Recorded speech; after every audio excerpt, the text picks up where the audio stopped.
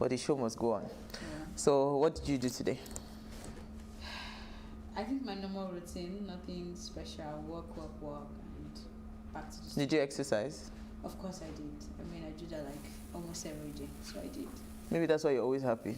I do that like almost every day. So the days that I exercise, I find that I'm ready to do almost anything. Like you're ready to conquer. I'm fit, I'm agile. You're talking to me, I'm listening properly. But if I stay in bed till like 8 o'clock, 9 no more, it's not going to. I think that's my biggest problem. When I was writing today's script, I said, oh, I know where your problem lies right now. I've not exercised in a long time, so I can see where the energy is coming from. It's zapping my energy. But you know what? We have a great guest with us today. We're talking fitness and mental health. And here's what we found as today's quote.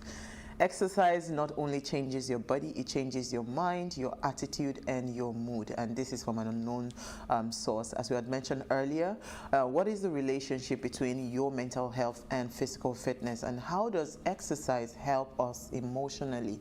That's our conversation tonight. And Maje Aida is here to talk to us. But first, we'll take a break to see what we found in the news.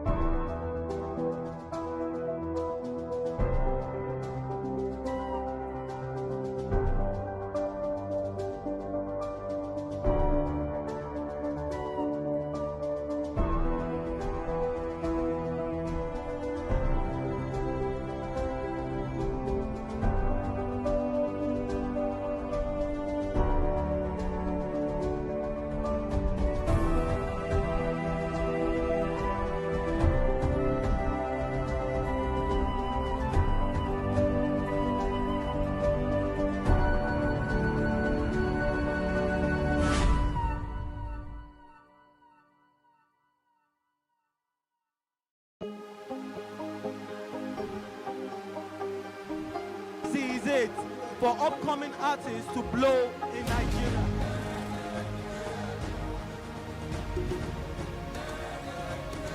Welcome to Plus Trending. I am Bookie November, your host, saying thank you for joining us on today's episode. Welcome back. It's tea time on PlusTvAfrica. Practice makes perfect. I'm not perfect yet, but I'm a lot better than I used to be. He's a king. He's entitled to marry 100 if he wants to.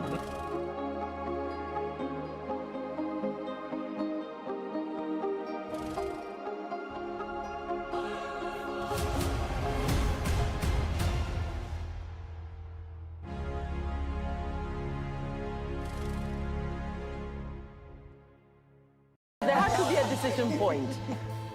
The way your baby's presenting, we have to rush you in. And my partner at the time was like, "You going to cut her? Are you going to cut her? Is it going to leave a scar?" And I said, "What? Am I a belly dancer? What is the problem here?" No, I'm vulnerable about the future of the children, the future of mine and the future.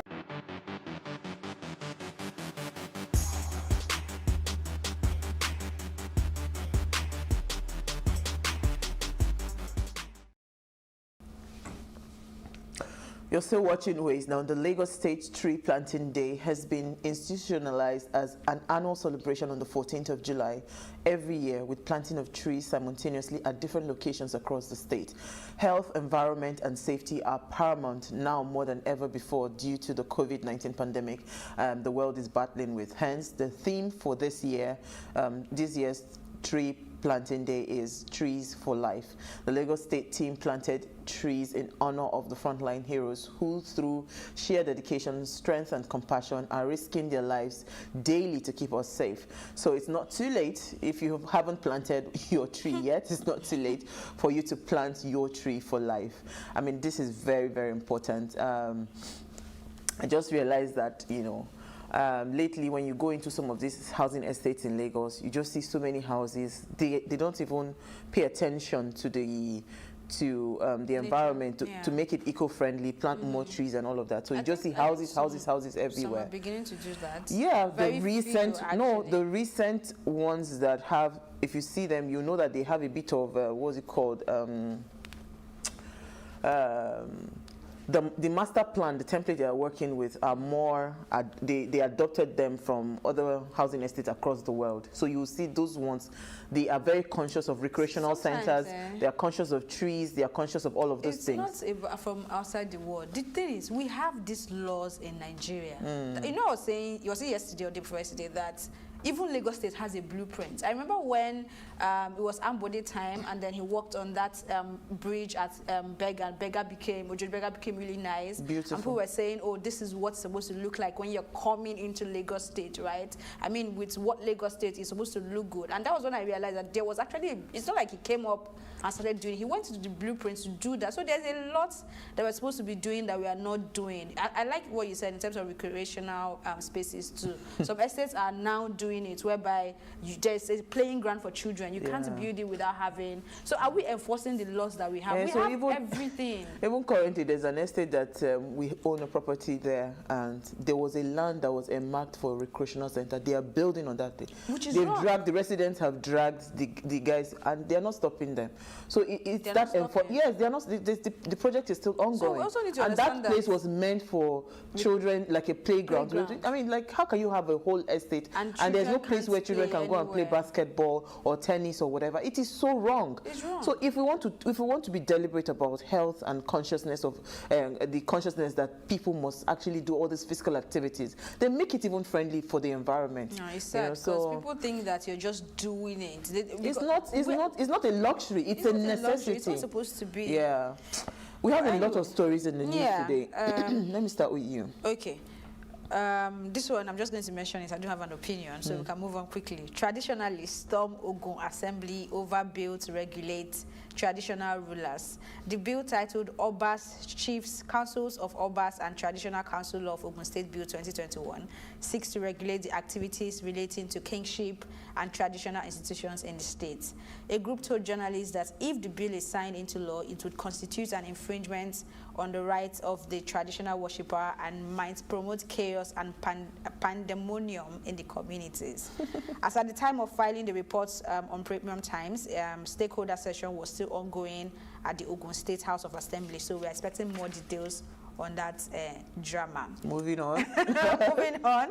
Another news to keep an eye on is the development following the situation of the third wave of COVID-19 in Lagos State, as the Senate of the University of Lagos has mandated the institution management to ask all students to vacate hostels with immediate effect.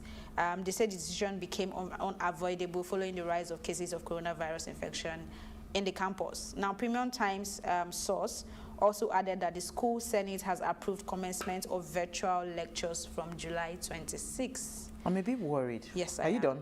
Yes. Because if there's already active cases of COVID-19 within the school, shouldn't it have been better for them to have stayed within the school and probably start to do like isolate them like in bubbles, right? So that they're able to say, okay, you know what, because now sending them home, you are spreading it more. Like, I do not understand. Okay, I have two stories quickly.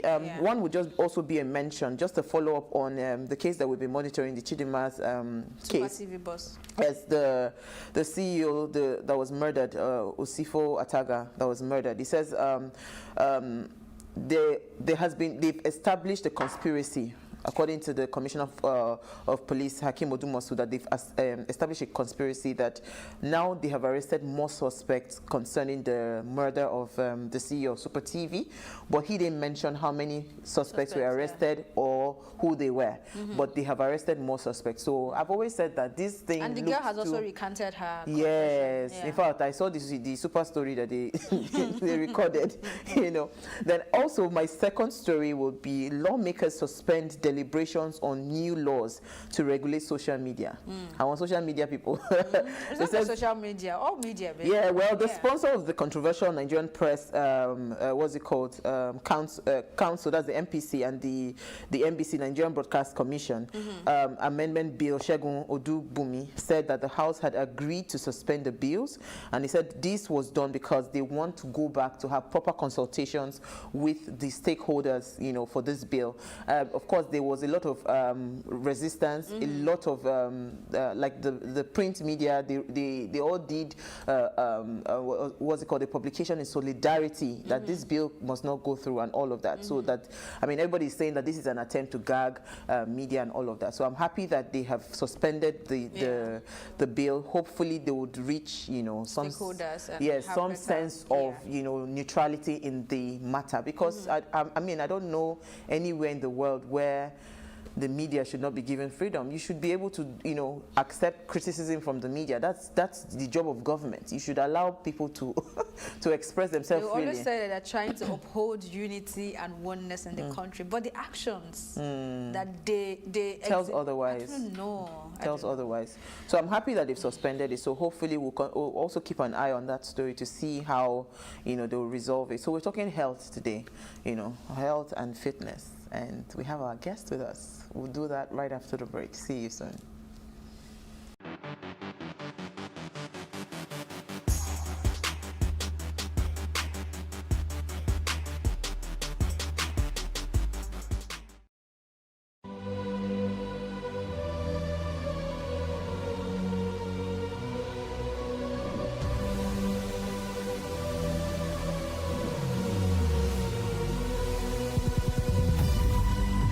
What we do not understand, we will stigmatize. What you can see is the remaining of the tanker that exploded. The suspect equally confessed.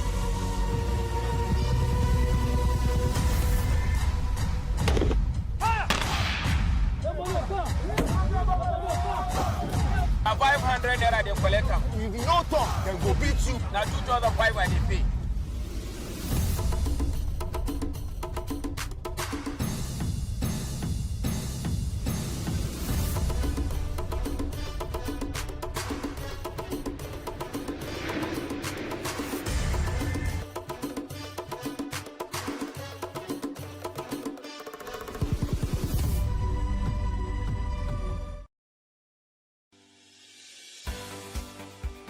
Businesses in Africa can be very challenging. In Nigeria, it is particularly intimidating, and successful builders have learned how to navigate a hostile environment to unlock opportunities. But one major challenge businesses face is how to filter through the noise and identify where their ideal customers exist.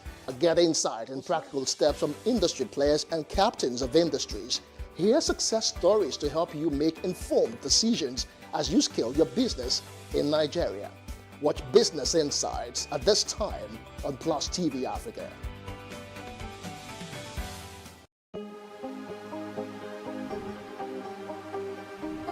Seize it for upcoming artists to blow in Nigeria.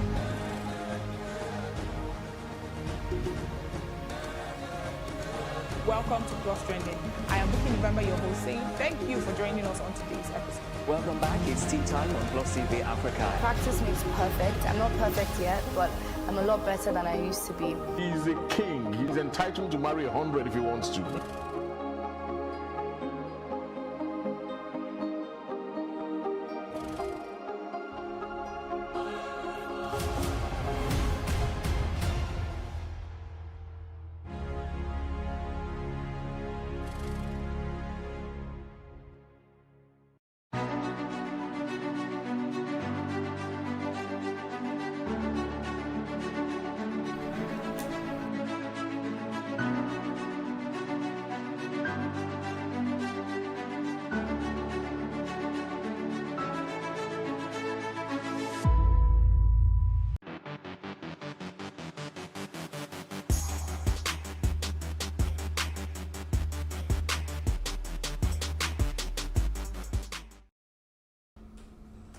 Thanks for staying with us. Now, regular exercise can have a profoundly positive impact on depression, anxiety, and ADHD.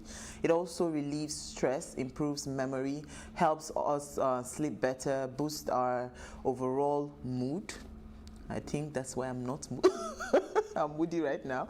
And you don't have to be a fitness fanatic to actually reap this benefit. Now, new research from a large study demonstrates that low exercise or cardiorespiratory fitness and muscle strength have a significant association with health, worse mental health. Researchers have reported a clear link between low fitness, physical fitness, and the risk of experiencing symptoms of depression, anxiety, or both. The study, which included more than 150,000 participants, found that cardiorespiratory fitness and muscle strength independently contribute to a greater risk of worse mental health.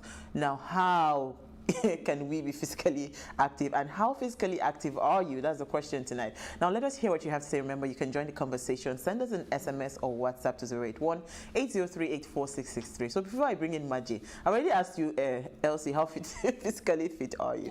So how is your mood generally? Like, do you really feel good after every exercise, or is just all these mental fitness people trying to psych us that it's good for us? I am beauty. I am beauty. If you don't have to do that one, just say I'm beauty. You always have me. But I think it really works. I started taking it serious, I think, 4 years ago, and I know the difference. Like I said, when I wake up in the morning and decide, you know what, today I did not kill anybody, I'm not getting up from this bed. There are days like that, so I try to ensure I do it 3 times a week. On good weeks, then it's maybe 5 times a week, but 3 times a week it is. And what I do since COVID-19 lockdown and all, I haven't gone back to the gym. So I used to go to the gym, but now I just wake up, do 3 kilometers walk, 1 kilometer run, and recently I added jumping jack and a few. Oh, remember our routine from the yoga distance? So I added that as well. And I mean, any day I do that, just know that I'm ready to respond to you nicely and ready to take it on. But any day I don't, you might call me at 9 o'clock and I'm like. So going forward, I'm going to in the morning before I speak to you, I'll say, did you exercise today? So I'll just ask that. Let me just throw it out there. Me, I don't have anything to say. Honestly, I've not exercised. I think. But you used to. I used to. So what would you say is different between then and now? Because I used to see your video then. No, so they showing us sexy. So some of you just want to do it to show sexy. No, that was. And she's on that table because everything she wears there. Oh my God! No, I have really nice gym outfits. Thank God, so for me, the gym outfit is my motivation to work out. I don't care what anybody think I'm vain like that. Leave me like that, you know. But at least you should have a motivation to want to work out. Okay, so what happened? Did you burn your clothes? No, I didn't. So the thing is, you've exhausted them. I've been doing this what's it called, online MBA, and it's been really draining me mentally. And I think I know now why some days I'm just tired to even do my homework, because I'm not even motivated to even get up at all. So I know now. So I just thank God. Exercise. Maji is here. You help me, but I want to do it within the house. Right, I don't want to do it outside the house anymore. Oh, okay. But the challenge with me is that I really love very long walks. And I really love very long walks. It doesn't have to be in the morning, you know. You know, insecurity before they go kidnap me on top of what. Sorry. So that's like I'm just scared. Let me bring in Maji Joe. Maji is a wellness coach who needs no introduction. If you follow him closely, you would know he's very passionate about mental health and physical wellness. He's also he also has amazing projects that he does with young children as a way of catching them really young. Maji was our very first guest on Ways, in case you didn't know, now you know. And we're super honored to be hosting him again. Thank you, Maji, for coming. Thank you so much for having me back. I'm really excited about this. No, don't be a stranger anymore. I think I should be bringing you more so that maybe my what's it called, my energy level will increase. But thank you so much. Your little motivation in the corner. Yeah, but you look so amazing, by the way. Thank you. So, Maji, tell me. First of all, is there a correlation between our physical health, right, physical fitness rather, with our mental health? I mean, because we hear it a lot, that it is true, but how true is it? Maybe you paint that picture for us. Absolutely, it's 100% true. There's a direct link. In fact, it's one of the primary resources that clinicians use when dealing with mental health and mental illness is exercise. Wow. Because of the effects it has on your brain, on your body. We all know that exercise releases endorphins. I think we know that. Yeah. But you know, the effects of these endorphins are priceless. And it's really about being disciplined and being intentional about exercise. You know, we're all pretty disciplined when it comes to work, when it comes to sometimes with recreation. You'll be disciplined if someone says, hey, there's a wedding. You'll be on time. But when it comes to exercise, a lot of people tend to fall short. And if we could apply that same discipline to our exercise, then I think just as a nation, we would all be doing a lot better. A majority of people don't exercise. They don't have the time for it. They don't see the need for it. They just don't understand the importance of it. That's the thing. So, and if you remember when I was here the last time, I told you, focus on how it makes you feel, True. as opposed to how you look. A lot of people are in it for the vanity side of things, you know, so they don't see the results and they just give up. You know, they'll be going along, they'll work out, yes, they'll be encouraged at first, but then they fall off without really understanding the internal benefits. What it does for your internal culture is amazing. That's the thing.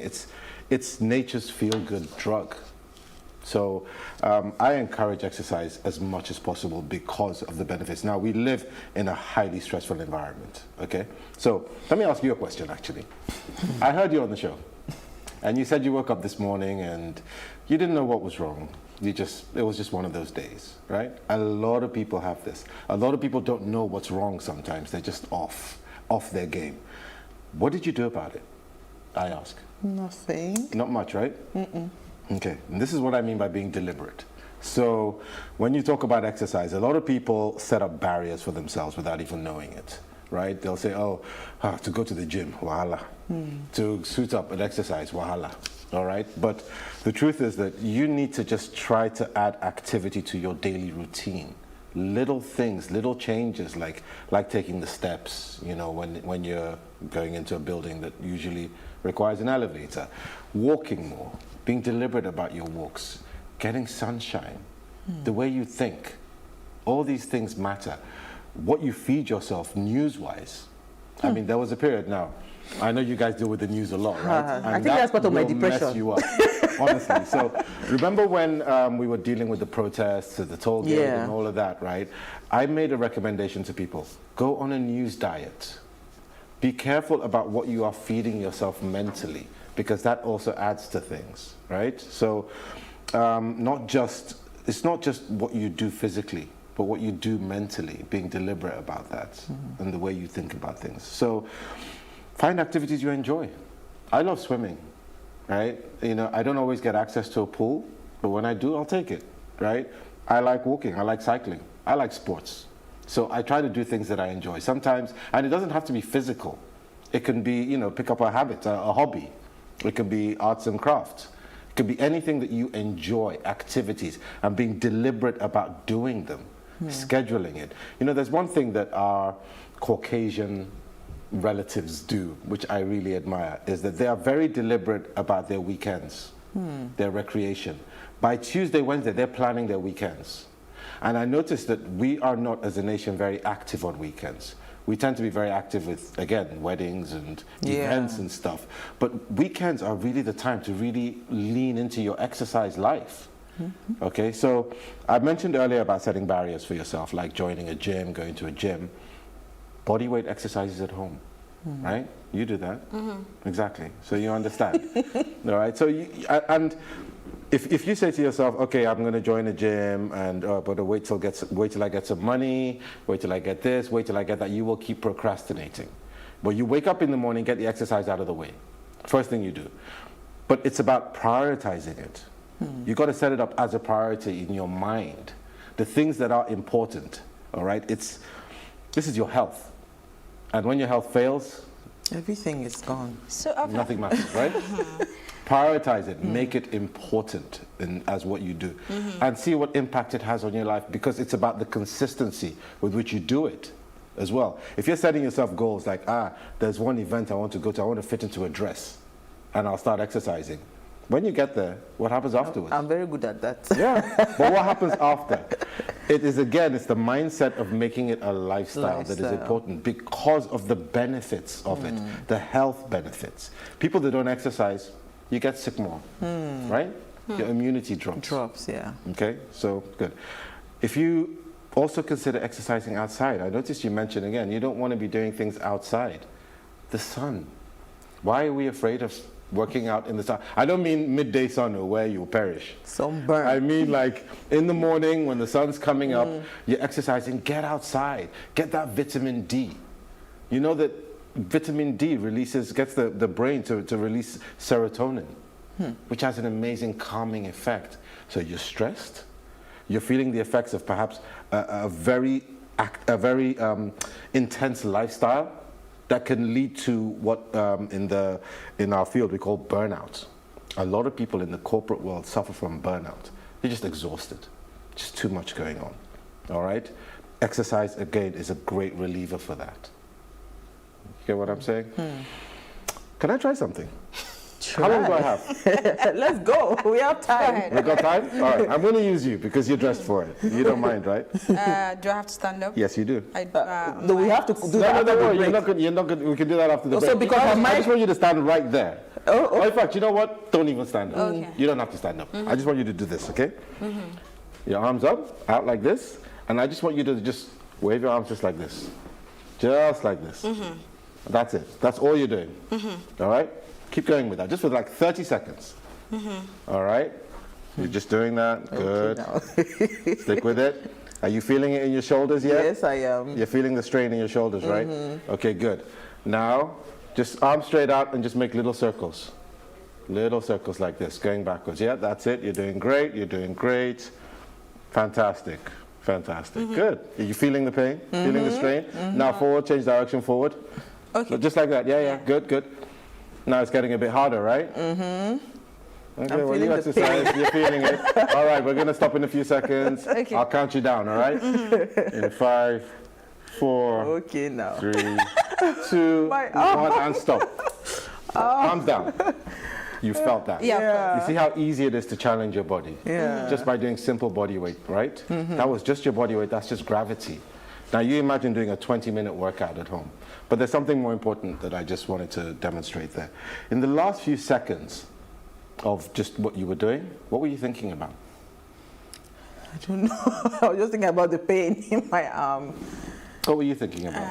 I was thinking about what we're doing, nothing. Nothing more? Yeah. You weren't thinking about yesterday? No. Any stress you might have had yesterday? No. You weren't thinking about what you have to do tomorrow or after the show? Any issues? You were very locked into what you were doing in that present moment. All right? That's just about being present. And one of the things about stress and anxiety, it's usually in the past or in the future, not often in that present moment. And one of the keys is to be able to bring yourself into that present moment. It's a meditative state. It's like meditation. I mean, that's what it's all about. It's all about being present. So when you feel yourself spiraling, thinking about problems, thinking about issues, getting bogged down with them, you try to bring yourself into that present moment. Now, some people use breathing exercises for that. All right? They'll say take in 10 deep breaths. 4 seconds in, hold for 4 seconds, exhale for 4 seconds, and do that 10 times. That helps bring you in the moment. Think about things around you. Focus on a smell. Focus on something you see, right? Focus on something you hear to get into the present moment. Or exercise. And what I just showed you brought you into the present moment, and you're not thinking about anything else but where you are, what you're doing. You are most alive in the present moment, and it's great for your mental health. Okay. Elsie. If you want to wait, let us quickly just go on a very short break, then you ask a question. Yeah, stay with us, we'll be right back.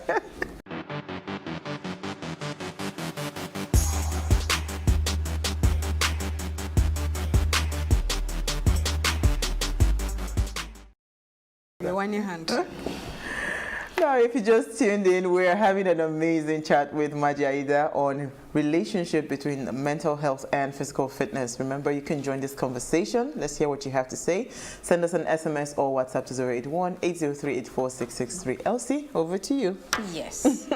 So while both of us can say we understand and we know the benefits to a certain degree, I've heard people say, you know what, I have never done any form of exercise in my life, and I'm fine, I'm healthy, there's nothing wrong with me, people are just stressing yourself. In fact, sometimes when I'm doing my runs, I get that stare. Even when I walk into the gym, when I used to go into the gym, you're like, what are you burning? Like, do you want to disappear? So why do you think we have that mindset? And why would a person be able to have that sort of brag and another person cannot? What's the difference in our body and our mind, and what does it just do? Well, honestly, I don't think body type really matters. We are all designed to be active. We're all designed to move, and that is why you get better when you exercise. You get stronger, you get fitter, and it's not just about your physical experience, your physical appearance. Your heart health matters. Your immunity matters. People get sick a lot easier when they don't exercise, when they live sedentary lives, and you might hear it a lot. Oh, I'm down today. I'm down today. Why does it happen more to you than other people? And you'll find again that is down to exercise. And we've talked a lot about mental health. How do you cope with stress? How are you as a person? When you wake up in the morning, how are you? Do you approach the world with intent? Do you imprint your energy on the world? Or does the world dictate to you where you're going to be, what mood you're going to be in, if you're going to be happy, if you're going to be sad? This is what intentional living is all about. It's about being deliberate in your thought process. So when people say, I don't need to exercise, I don't want to exercise, I'll be honest with you, a lot of people are lazy. That's just the truth. They just are too lazy to exercise. They can't be bothered to do it. And it may not show straight away. It's not easy. It's not easy, but is there anything in life that is easy? Sleeping. All right, so again, not everybody can sleep easily, especially if you've got a troubled mind. Especially if you've got clutter in your mind, you find it harder to get to sleep. And sleep is very important. All right, a lot of people underestimate how powerful it is to be able to regulate your sleep, sleep at a certain time, wake up at a certain time, get in your 6 to 8 hours of sleep, and what it does to the body and how detrimental it is to the body to deprive it of sleep. I did a show once called, I have a radio show, and the topic was, is being busy overrated? A lot of people glorify being busy and the whole idea of being busy. And as Nigerians, we don't like to be caught in moments where we're not doing anything. You always got to sound busy. You might be sitting at home, someone calls you, you'll stand up. Hello? No, listen, okay, let me call you back. We all do it because we think it's important to be busy. And God forbid you say, what are you doing? Nothing. But rest is just as important as exercise. True. Okay, so it's a holistic approach. It's not just the exercise you're doing, it's what you're eating, how much sleep you're getting, what you're consuming in terms of, you know, like content. I said, like news, content, social media, the pressure you're putting under yourself. Get a healthy relationship with technology. That's part of the journey. All right? Understand what's coming into your mind. Absolutely. I was going to ask you, Maje, so if there's someone out there right now that is really at that stage of depression, where they're already there, they've really hit rock bottom, and they're watching this and they want to just start something, some form of maybe physical movement that would help them, you know, gradually, how would you approach that person and what would you say to that person? Okay, well, first of all, you know, exercising once in a day, 3 times a week is not enough. It is really about how active you are throughout the day. And again, I would make these recommendations like I've just made to you. What do you enjoy? What kind of things do you enjoy doing? Go on YouTube, put on, there's dance fitness videos that you can do, right? It's something that you enjoy, something that you will keep doing, something, you know, if I tell you do a normal HIIT workout, which is what I do. Never. 5 minutes, you're already hating life. But if I put on music and I say just dance for half an hour, and these are the steps that you'll follow, you'll do that, you know? So I would say to people going through stuff, first of all, find an activity you enjoy. Reach out to people.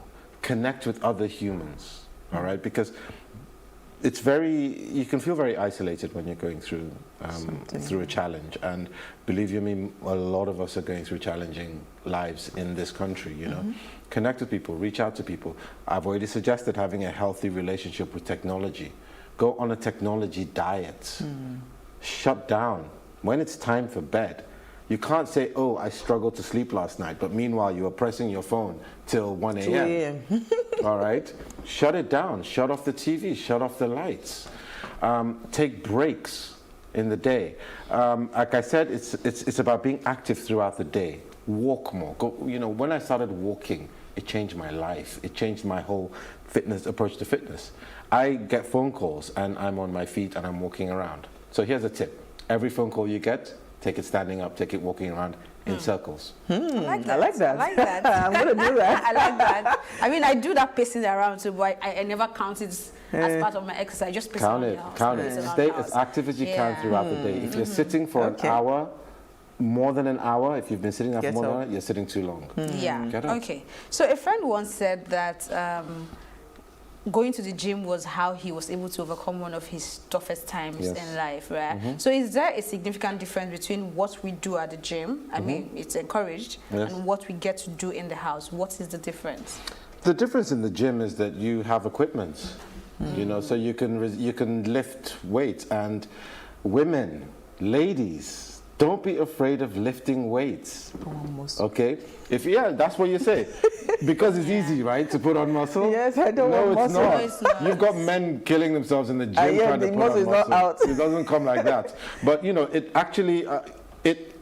actually increases your ability to lose weight. When you lift. Resistance training is also important. I like the deadlifts. Yeah, deadlift, amazing. So the idea of going to the gym is the motivation you get from having other people around you, exercising, the whole atmosphere as well. It's very uplifting. Look, some of the most challenging periods in my life, I've gotten through them because of exercise.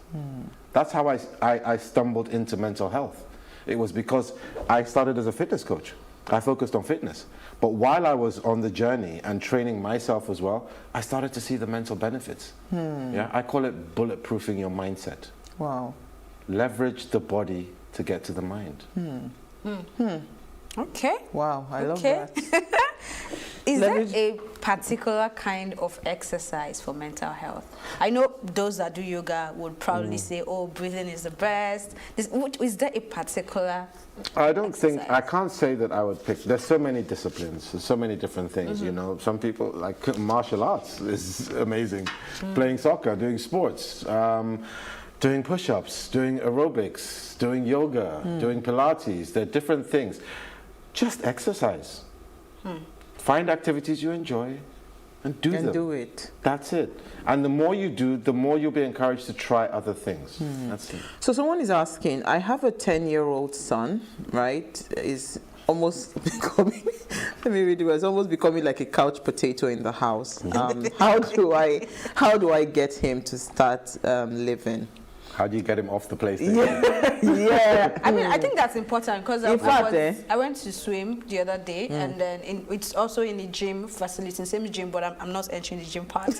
And this, I don't know his age, but he's of course big and he's a child. You know he's a child from his face, but he couldn't. You know this jumping jack where you do your hands like he couldn't. His hands couldn't go past, close. Past here. Wow. And I was amazed. You'll be amazed at how at the beginner stage we are, right? I've asked people to just march on the spot and they can't coordinate just to do Marching, that. wow. You know, so and I don't judge anyone for it, but the key is just to get started. So when you're dealing with children in the house and, you know, you can't get one motivated, first of all, lead by example.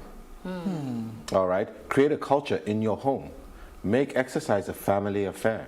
Work out together. Nice, I like During that. the pandemic, I did online kids fitness, but I made sure that parents were doing it with their kids. And there's nothing like it, because they love it. The kids, especially the younger kids, you know, they want to do what you're doing. They want to do, and you doing it together, apart from it being obviously wonderful for the family bond, but it encourages a healthy culture in the home. Make it a family affair. Go cycling together. Buy bicycles and ride together as a family. I think I like that. Yeah, I'm loving the tips. Yes, I'm really, I'm really loving it. But you know, if you had one thing to say, because we talked about earlier, we were talking about the housing estates, right? You know, and how most housing estates right now are not conscious of fitness. They don't put fitness at the back of their mind when they're constructing, you know, some of these estates. You know, not just estates anywhere. There are no pavements. Yeah. There should be a place for like I went to bicycle. Amsterdam. Right, I mean, it's one of the best places to be if you love probably like physical activities, because every single road had a bicycle lane. So most of the people there, even the chubby people that you think shout out to Fashola, the roads he built. I remember the one around Ogba and all. Yeah, they have all the bicycle lanes. So even the chubby people, you think that this person cannot ride bicycle. I saw one very chubby lady riding, and she was on top speed riding the bicycles, because the government knows the importance of that activity. Absolutely. You know, we don't have all of those infrastructure. So how do we even start to probably, you know, also get the government involved in all of these things? Because it's one thing for us to say, but people do not understand that. Maybe why we have a lot of mad people in Lagos. I'm sorry. We have a lot of, call it aggressive people. No, this one is really, you just see road rage, you see madness. You just, like it's a lot of frustration. There's a lot of frustration in Lagos. Absolutely. So maybe it is tied to the fact that people, you know, do not have physical activities that they do. So how do we even encourage, first of all, estates, then also the government to also enforce this thing, to make it important, you know, as part of a mandatory, activity that must happen in every single estate? How do we get that? Well, I mean, this is what I'm here trying to do, is create awareness, you know, and I think that people understand that, they need to understand that it's a social responsibility. You know, the life expectancy of the average Nigerian is too low. And that's not because the streets are dangerous, it's because it's a stressful environment. Thank you. So what are you doing about it? You know, I want to see campaigns. I want to see, I don't want to see billboards selling, you know, the affluent lifestyle and things that people can't afford. I want to see billboards giving people health tips, fitness tips, lifestyle tips, things that are designed to make things better and make exercise accessible to people. You know, so you've got to create places for people to exercise. Like, I mean, you drive around the UK. Yeah. You're going to see places where people are playing five-a-side football all over the place. Absolutely. Pitches there, Basketball courts, things like that. They need to develop these things here to make it, you know, a lot of youth centers where people can exercise. And then, you know, the businesses as well, the private sector as well, we've got to make exercise and healthy living affordable. Because we, you know, the majority of people don't live in the income bracket that can afford the gyms and afford that. So we've got to create, and it's fine, it's a business. I'm not knocking the business. But the fact is we've got to create alternatives. And again, this is what I've been trying to sell. Bodyweight exercises, outdoor. We've got the environment for it. We've got the, you know, we've got the weather, the perfect weather for it. It's perfect, you know. Exercise outdoors, create spaces for people, get instructors out there, give people free workouts. Have you been to the National Stadium on a Saturday morning? Yes, I have. It's incredible. Yes. There's a turnout of people there. So people are actually... After that, they go for pepper soup. Yes, you know, and they go and whack food. But the fact is that people are actually very conscious of that. For this, because people want change. Not just change from the government, but change from the individual mindsets of people. So like, as you said, out there, people are angry. People are frustrated. You can see it on the roads. Nobody wants to give anybody chance for anything. But yet, same people, put them on a plane, send them to the first world in a nice, peaceful environment, and they're calm. I also think, they're loving people. I think that's our mindset as well that we need to work on. Remember what he said earlier about everybody wanting to be busy. You travel to some countries and they don't even work Monday to Friday. But here, in fact, we work weekends if you allow us. Aside that, you see them go for their break. Once it's 1 o'clock, all the shops will close outside Nigeria, and they have to ensure that they go on break because they understand what it is for them. But here, during break, we are eating. How much you want to buy? How is it? It feels like if you leave that job at that point, you will die. Yes. Not make the money. So our mindset and our organization has been in a way that we don't even think we have time for exercise. For when you talk to people about exercise, yeah. they be like, your life is okay now. You don't have problem. If you have problem, you will not be exercising. You know, so we need to also begin to really have conversations. So how do we even have that? You know, how do we change that we mindset? Need to, it's an individual choice. We need to change the lens we have on mental health. Right now, it's attached to negative things. It's attached to depression. It's attached to anxiety. Start to attach it to just lifestyle and the positive side of things, which is having good mental health. And you achieve that by the choices you make on a day-to-day basis. And it's got to be all of us. You know, I deal with corporate wellness. And I'm not just talking to staff, I'm talking to management, the ones who are setting ridiculous targets for staff. Thank you. That make it almost unmanageable to have any sort of life. And you end up with staff dealing with burnout. Which, like I said, is dangerous on its own. So the fact is we all have to work together and understand from a community level that, you know, we all need this. Too many unexplained deaths based on lifestyle. That is the truth. Our food needs to change. People need to start learning and understanding how to make healthier food choices while still enjoying the food that they like, but making healthier choices. The stress of living here in Nigeria is connected to why we have such a robust nightlife. It's escapism. People turn to substance abuse. That's why you have such a heavy nightlife. Alcohol use. That is substance use. That is escaping from the reality of life, which is that it is stressful. But we live in the real world. We are present in what we do, so we all need to work together. You just touched a very soft point too.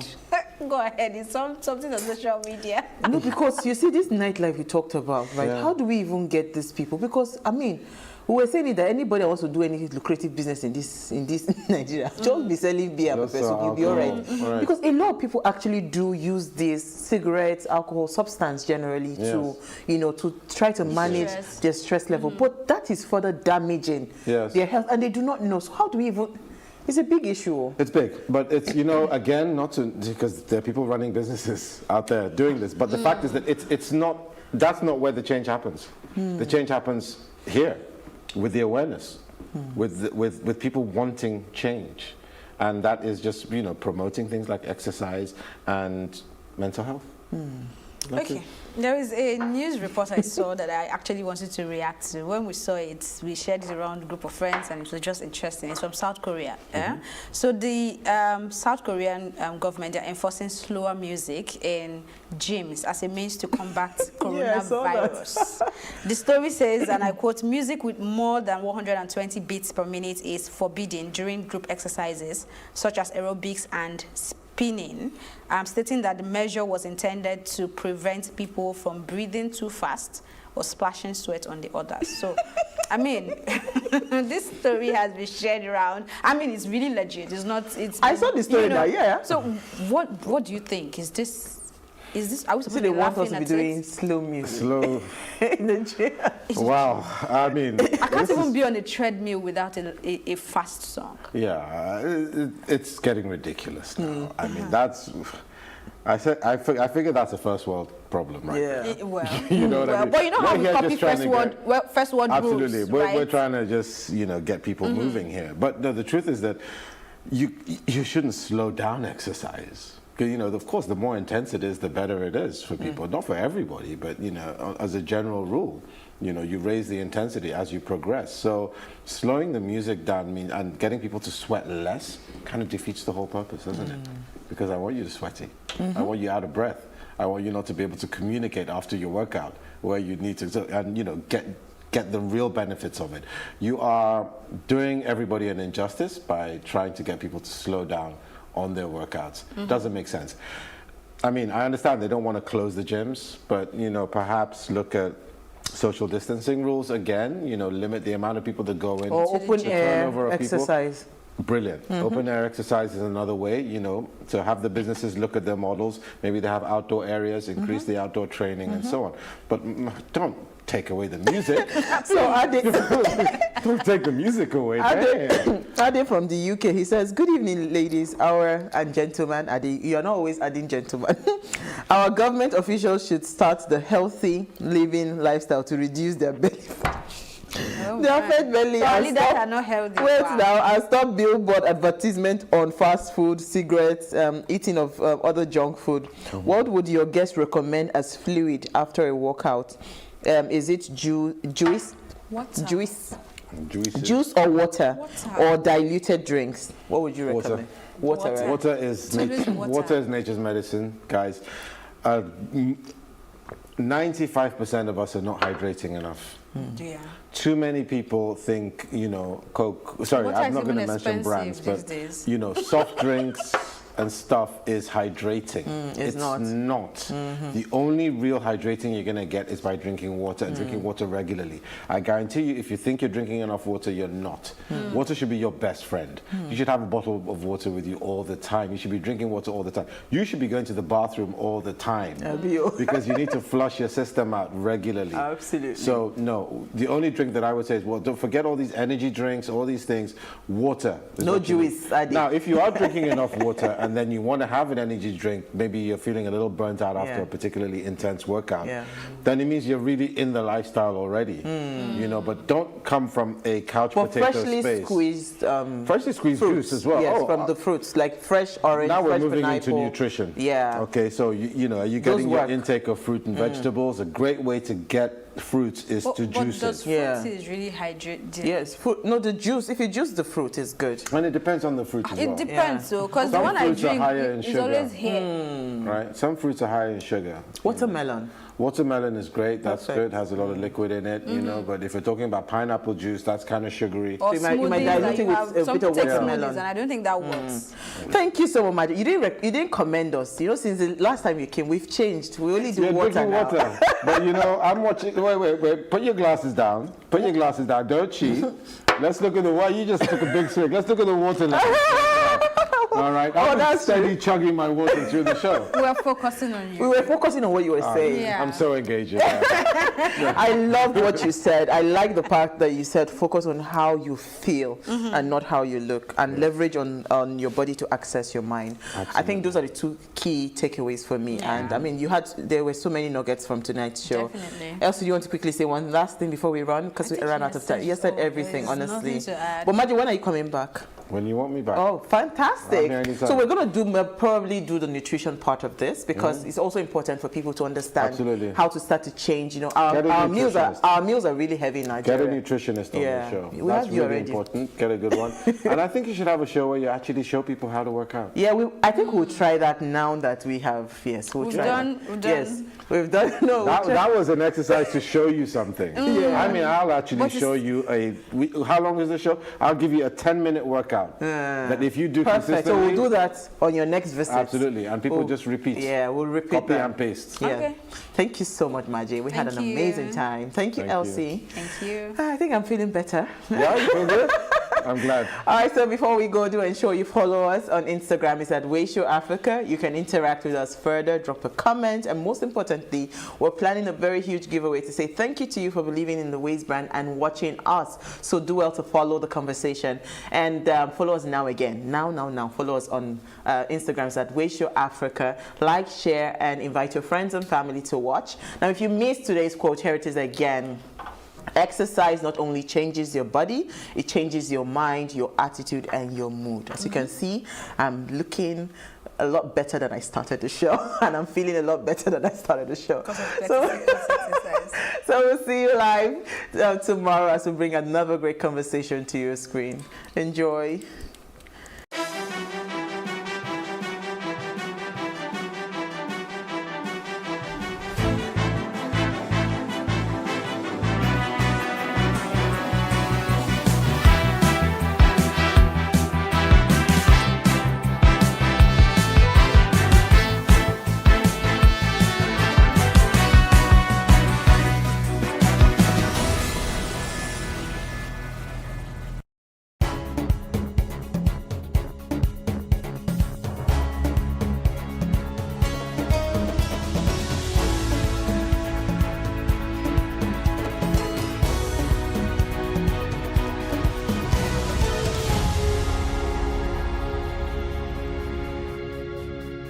Hello and welcome. It's Nimasa This Week, the voice of maritime.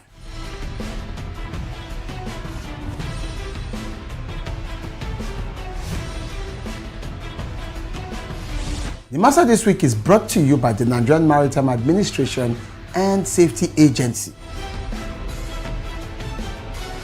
Statutorily mandated to ensure that there's regulation and promotion of matters affecting our waters.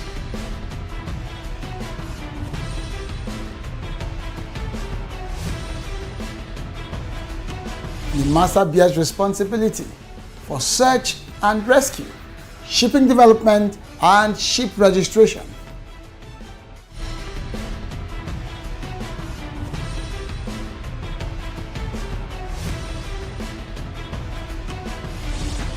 Nimasa This Week, the voice of maritime, showing on this channel.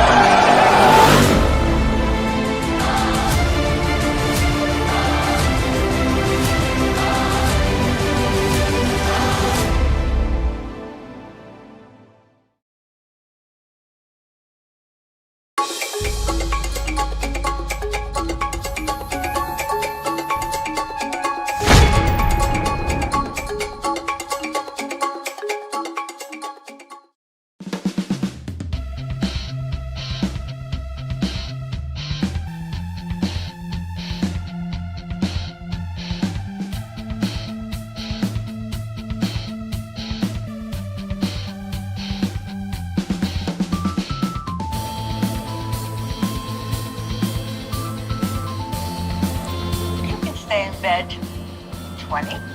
What are you going to be in a year? You're going to be 21. Anybody can grow old. You can say that again. Good point. Is to seek possibility by what we get. We make a life. By what we give. Let the show begin. Growing old, to fear or not to fear? How do people view old age? Why do we glorify youthfulness today? I'm here with my big aunties today, Auntie Adesua, Rosie, Fumi, to share perspectives on it. I, Chisom, I'm not afraid of old age. Maybe because I'm still young. Don't deceive yourself, girl. This is TW Conversations. We'll be back to talk about this after the break. Before you enter the real world, there's some words of wisdom that I'd like to share with you. We don't stop playing because we're old. We get old because we stop playing. Make sense?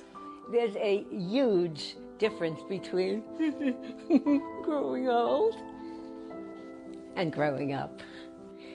I could stay in bed for a year. I'm 81, so I'll be 82. You can stay in bed. You'll be 20. What are you going to be in a year? You're going to be 21. Anybody can grow old. The trick is to seek possibility and growth and use that time and love that time. We elderly people, we don't regret what we did. We regret what we didn't do.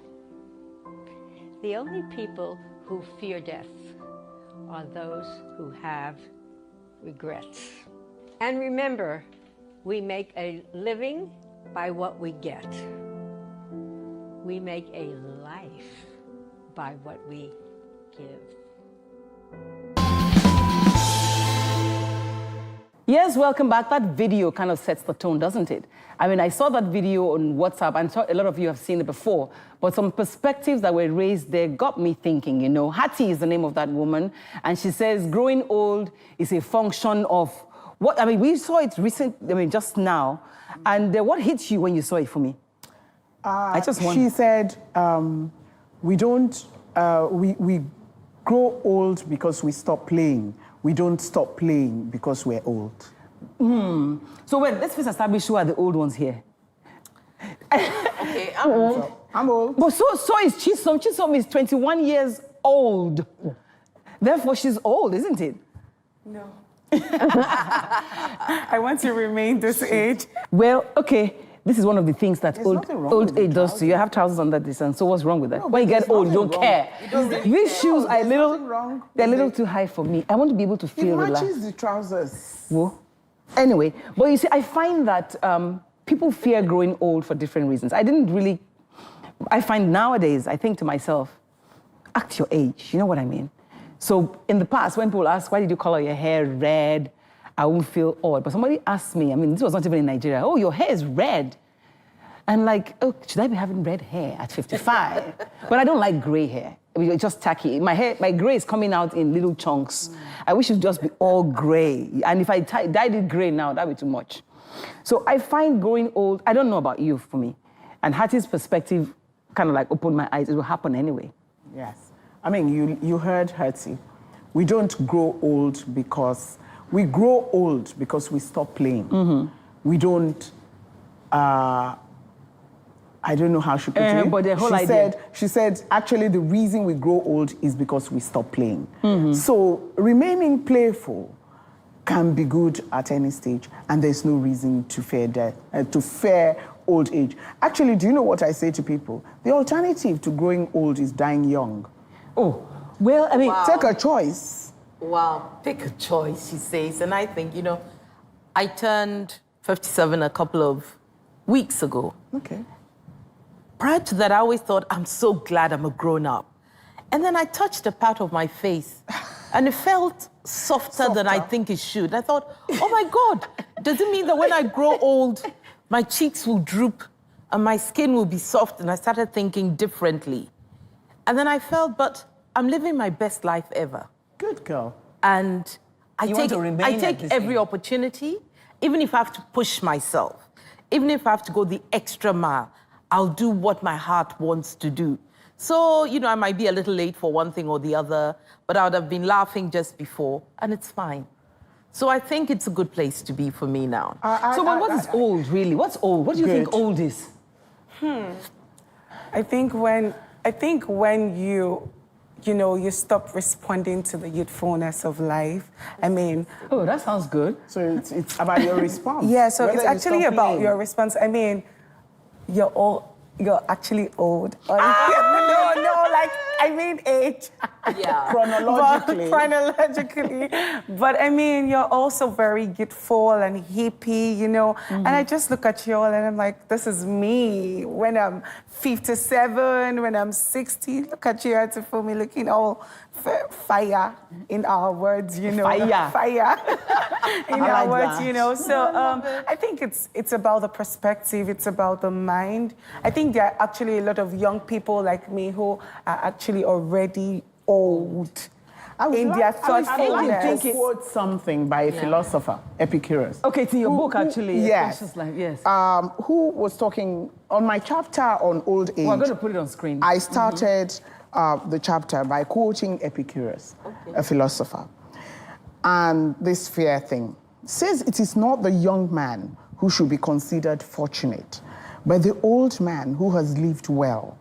Because the young man in his prime wanders much by chance, vacillating in his beliefs, while the old man has docked in a harbor, having safeguarded his true happiness. So they want us to feel fortunate. But I hear what you said. It's very difficult to feel fortunate when you start feeling your body soften. My knees. And your knees stiff. Knees.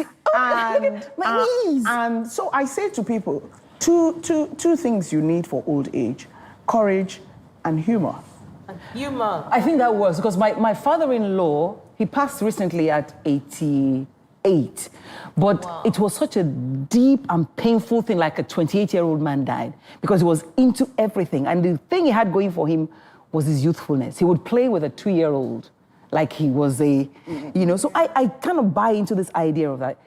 If you stop playing, you get old. But we must admit, sisters, that as we get old, some parts will go to the departure lounge. That's where you need the courage and humor. Because you can look at yourself in the mirror and talk to yourself and say, for me, gravity is at it. What can we do about it? That's humor. knowing that you are actually getting older Yes. takes courage.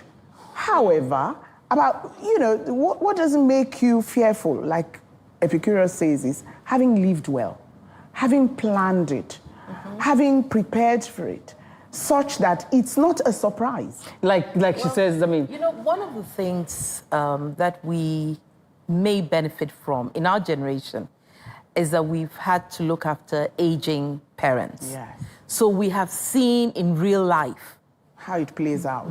How it plays out. Whether your parents were socialites or very interesting people in their work life, you've seen them age gracefully, then you've seen them go into what I call the forgotten nation, where people don't even remember them. And it's a lesson to us. We can choose to do as we will with our experiences of taking care of the aged. I think that, as I was watching Chisom react to that, I'm wondering, Chisom, you're in your 20s, it's like you live forever. But how do the young view the old people? Do they respect them? Because one of the things about growing old is lack of relevance, really. Yeah. Well, I think so. I think it's just normal, or it's just typical for us to, respect the old because of our culture. Because of our culture. Yeah. And that's the word, because of actually our culture. I mean, I find it very relative to see people who are older, like the little things we do when we see older people, we get up for them to sit, and a host of things. Probably if the person is walking by and the person needs help, if she's walking with her handbag, we could help her pick it up. It's just this mindset that maybe she doesn't have this. No, but you're not addressing the issue of relevance. You know why it is that these people are past it. You know how they tell you, but they don't understand. That's why relevance is actually by yourself, the preparation we talk about. Relevance is still being able to participate in the world at some stage. And add value to the world. And add value to the world. We all take career and we think career is going to last forever. But 80% of our socializing during career is from career and work. What a lot of people don't plan for is what will be their socializing and relevance after career, after those active lives. And I could give one or two advice in that direction. No, but personal examples for me. Yes. I mean, okay, let me give you an example. Relevance. A lot of my age mates might not be able to call up somebody who is, say, a senior manager in a bank today. But I still have friends amongst them. I call them up. And these are people probably in their 40s or... In their 40s, who were not even in the banking industry when I was there. So you don't carry airs? I don't carry airs, but I lived my life in a way that I knew that I needed to keep that relevance going. So when I call them today, I don't call them to look for a contract. I call them to say, so what are the investment opportunities? So this thing Central Bank just sent out, can you send me a one-pager as to how it might affect me? Okay, I don't know how you respond to this, though. Don't you have a situation where I feel like Agbaya? I'm 55. I would like to wear a pair of shorts and walk on the street. But crying out loud, there's cellulites there. Why would I want to be punishing people with sight or cellulites? That's Agbayaism, if you ask me. No, but that's grace. You have to do things with grace. I think that now, I always say that if you look on Instagram, everybody has a brand. Yes. Everyone knows about it. The sale of makeup, etc., went up through the roof because of Instagram and selfies. So at your age, you must have a brand. And it must have a brand that has content. Should drive relevance. You shouldn't do mutton dressed as lamb. Yes. So there are certain clothes that I would never wear. But because I can't wear them, I might buy them for my young friend so that I can see my nieces and my nephews have fun in it. I still derive joy from that, but that still gives me relevance because they know that you're hot on fashion, you know what's going on, they can chat with you about that. They have corroborate that. And you can pay for it. True or false? True. True. And there are old people like Kim Kardashian's mom. I'm trying to remember her name right now. Okay. Kris Kardashian. Yes, Kris Jenner. She does a lot of... You see, I know about that more than you. Yes. You know, and she has done quite a number of things like facelifting and yes, to remain very youthful and you know, look. Exactly, that's like, my point. That's what's happening now. That's what Daniel Klein said in his book. But you know, now in Lagos, there are people who fly in just to help you cut some parts. And I'm wondering, is that not just trying to stay young? Why not? Why not? No, let's hear what she has to say about that. What do you mean by why I just think that if you feel uncomfortable with it, then... With what? With what you look like? With what you look like. Getting rid of the wrinkles. And sometimes it's not even age, because there are young people who still do breast lifts and everything. Because they want to stay relevant, because they want that perky breast. It's got to do with age too. Different strokes for different people. It's okay. While let me say to you, let me speak to that point, Rosie. While I am, you all know, I'm vain, and so I'm not going to let the body go. I'm going to gym. I'm going to dress well. However, do you know what Daniel Klein? Read the book. It's Travels with Epicurus, and he was talking about authentic aging. And in his book, he says, in an attempt to keep permanently youthful, and we struggle at it, it becomes exhausting. And it shows, the exhaustion shows on you. And you start looking old. And he says, by doing that, you actually miss a portion of life that should be pleasant, that should be enjoyed.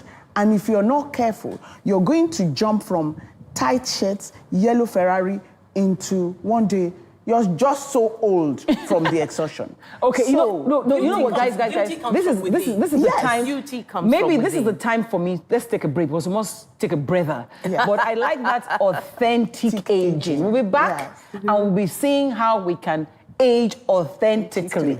We'll be right back. Okay, guys, you've convinced me. I'm going to put on my shoes again. Yeah. After all, I'm not walking anyway, and it does match my trousers, actually. Beautiful. But I think at this point, it's been nice for me to hear what Rosie had to say about aging authentically, because, I mean, authentic it depends on who's looking. And it depends on what you think authentic is. We all make different choices in life. And if by a tummy tuck, I feel better about myself, and I can go out and live my life, that's fine. If you're like me and you've got your bumps and inroads, and you're still happy about that, and you don't shy away from wearing a one-piece bathing costume, lucky you, or lucky me, as the case is. But people should be free to live their lives the way they want to, in order to get the best out of that time. For me today, as I'm aging, I like to take every opportunity. If I go to a theme park, I'll be trying everything there. I made a conscious decision. I'm not going to be afraid of anything. If it's the water, I'm in it. If it's a slide, I'm up on it. I made a conscious decision. That's courage. But then it's part of growing old, because if I didn't do that, I could go out with the young ones and find myself seated with a book or just staring. I want to be in it. So you must be active. No, that's playfulness. We must differentiate. Isn't there a thin line between playfulness and agbayaism? No, exactly. I can see the difference from what... There's playfulness. No, if I will gym... Help me explain what agbaya is. Agbaya is a Yoruba word, which means... Agbaya is basically trying too hard to be what you're not. And not only is it exhausting to you, it looks hilarious to the young people watching. What do you think? I think so too. So if you saw me on the street with hot pants... You look hilarious sometimes. I mean, if you didn't do it well, like if you didn't cover up the necessary beats, and you're trying to be like us in a very extreme way, of course I would laugh. Of course I would have that conversation with my mate, like... Yes, but... What would you say? No, let me hear what she'll say. What would you say with your mate? Okay, she's trying too hard. Oh, yeah, but also I don't think that sits with one group of people, because you do see younger people in very high shoes who cannot walk. Yes. I would look at them and say, girl, trying too hard. You don't need to. Yeah. You could have lowered by an inch, you'd be fine. You're trying too hard. So it exists in every group, every grouping of people. But it looks ridiculous with old people. I believe it looks hilarious and ridiculous. With it. Do you know what Helen Mirren said? Helen Mirren says, I took that from her. Yeah, quoting people today. 3. No, I'm a self-help person. I learn. I learn from other people. Helen Mirren, actress, superstar. She says after a certain age, it became 3/4 sleeve. She wasn't going to let certain things. Because this part jowl around. Now, some people might be comfortable with those things hanging about, but it's actually being vain that Helen Mirren and I have decided on our 3/4 sleeve. No, but I think it's gracefulness. It's grace. No, I also think beyond gracefulness, it's being kind to other people. I don't see why an older woman who has this thing flying around and then you say because I don't care and you are. It's called Hallelujah Mom Arms. No, it doesn't. It's not fair. The flies. Let the young ones do it. And the flies. I saw an older woman, actually much older woman.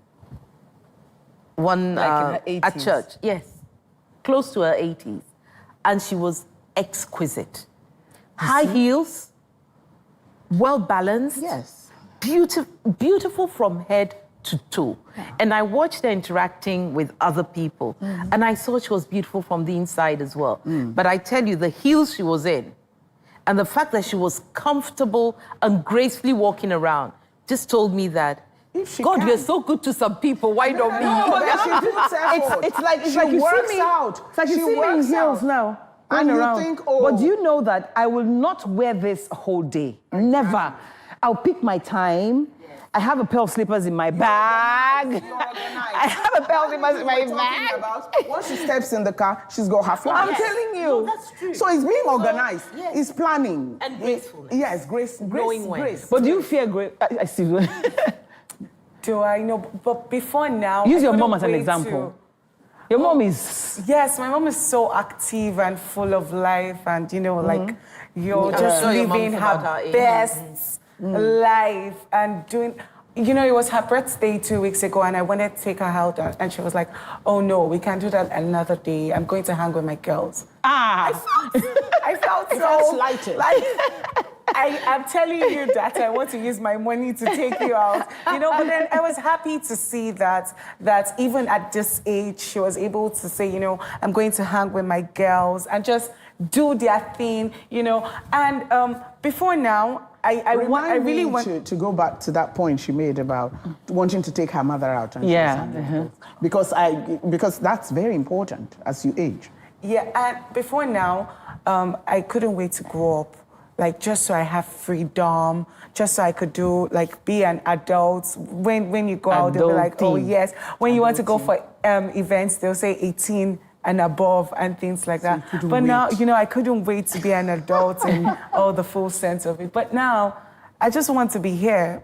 I just want to be this age, just always be happy to say, I'm 21. And they'll be like, oh my God. So I think that's the key, really, to be happy wherever you are. And I think that's what Rosie tried to communicate as well. Be happy. If you're 55, be happy. But I would say, remember that you won't always be 55. Of course. And put as much as you can in that time, which brings you to the... The point, she made, which is wonderful. I say to people, as you age, get a life. Get a life. Her mother just made her realize that she had a life. She has a life. And there is nothing that exudes confidence than as you age, not clinging. So what do you think happens? We just get lost in our children and insist and that our children need to pander to us all the time, and we moan about being abandoned and this person. This morning, I called a young friend. I said, you just occurred to me. And she said, oh, Auntie, I don't want to call you all the time. So it's not like I'm disturbing you. I said, disturb me all you want. However, all these young people that surround me means that my children can see that I have a life.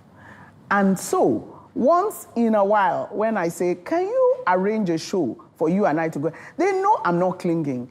No, but what I think, so get a life. What I think, though, there'll come a time in our lives where we'll have to depend on them. I mean, my mother is 85. I have to get her to have a bath.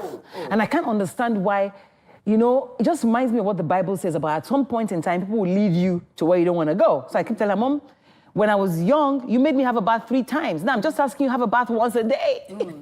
You know, that's with somebody. There comes old age. That's old age.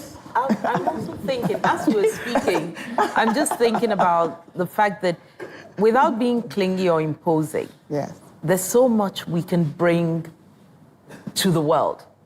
When you say we. Mentoring. When you say we. Are you moving away from me because I'm older than you? She said she doesn't want that we to... See where I am. To include her. Oh, Okay, young one. Okay, young one. Mentoring, sponsoring others. Yes. Leveraging our network to bring relevance to others. Because it does come back to you. And I think that's one of the things we probably don't do enough of. You do it if you've been maybe in corporate or in a certain position where you've had people around you all the time. But there are different types of life. And so even in our social lives, don't impose, because some people can be, they can be almost intimidating with their age. But don't then you know where you have a general affinity, try and speak into other people's lives. Try and show them the way. Sponsor them in a way that, oh, have you met so-and-so? She's really good at... Okay, so it goes back to what Hattie says, it's what you give. As we get older... She says you make a living from what you get, but you make a life from what you give. So because as we get older, life begins to stare us and we begin to give. I think it'd be good for us to see, and it speaks to what you're trying to say, is old chronological? I want all of us to respond to that quickly as we... Old is not chronological because I have an 80-year-old girlfriend that I have lunch with regularly, and I know everything that happened in her life, and she helps me, like you say, giving back. You know, giving back, you get the impression that you have to be financially good. No, she is giving back into my life because she tells me, Fumi, there's nothing new. In 1940-something, when we came back from England, then she tells me the story, and I think... So she helps you to navigate the path of aging. What about you? Is it chronology or is it... I don't think so as well. I think, like I said, youthfulness, it's in the mind. It's how your perception... I wonder if Rosie thinks differently. I think a number of things. I think it's partly in the mind. It's partly physical. Is partly chronology.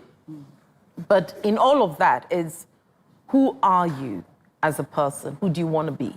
So, well, like we say, there's never enough time to talk about this on the air. But the truth is, we've all given our points and our perspectives. And the good thing is we can continue the conversations on social media. Hashtag TW Conversations is there. But meanwhile, Fumi has insisted that we can't go away without talking about taking care of the old. So at the end of the day, it's a function of all of us doing our own bits at different stages in life. When you're at your age, you think you know it all. But when you get to that level, there's more. When we're at our age, we think it's past, we're past it, and we're worried that you won't accept us. But at the end of the day, we need each other, right? So ladies, one last word. What would it be? No, start with Rosie. I'm trying to get my thoughts together. Look at the young.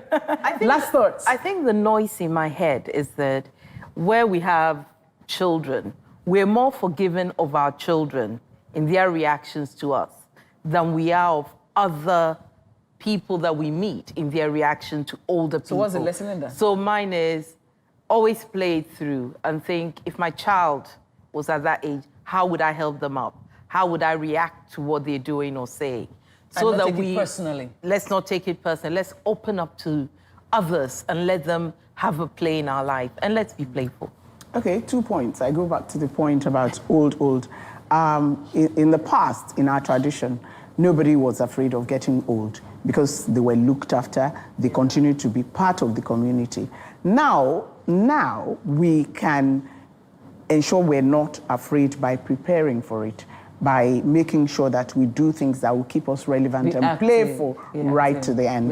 So I think my generation should stop being a loner. They should try to, reach out more, connect more with our parents and our older ones. Try to do things, call. We should reach out more. And I just say, no, like the Yoruba say. No, don't. It's not a curse.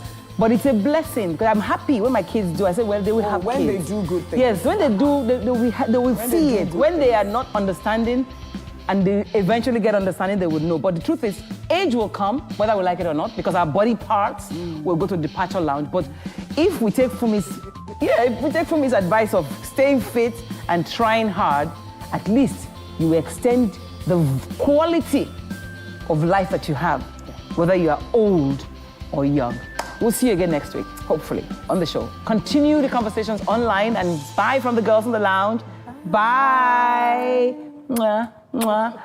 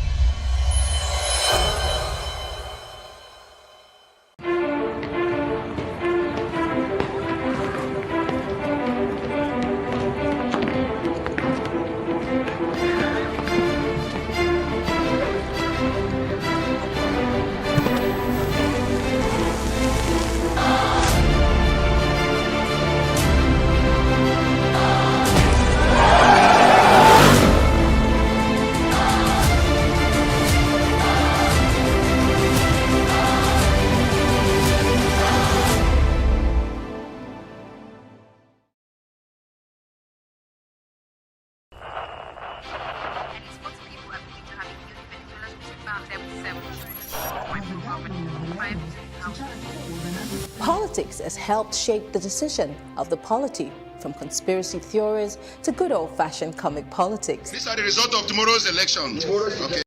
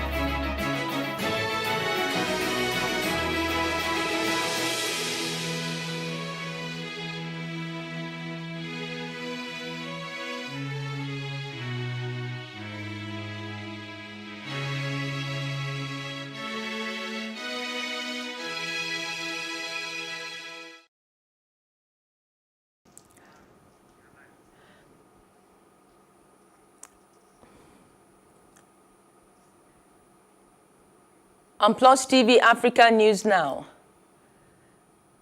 National Assembly receives report on Electoral Amendment Act, says it will not succumb to blackmail.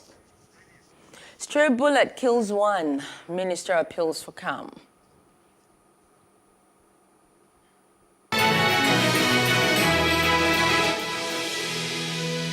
UN ambassador appeals for international support in wake of Javier Mercier's assassination.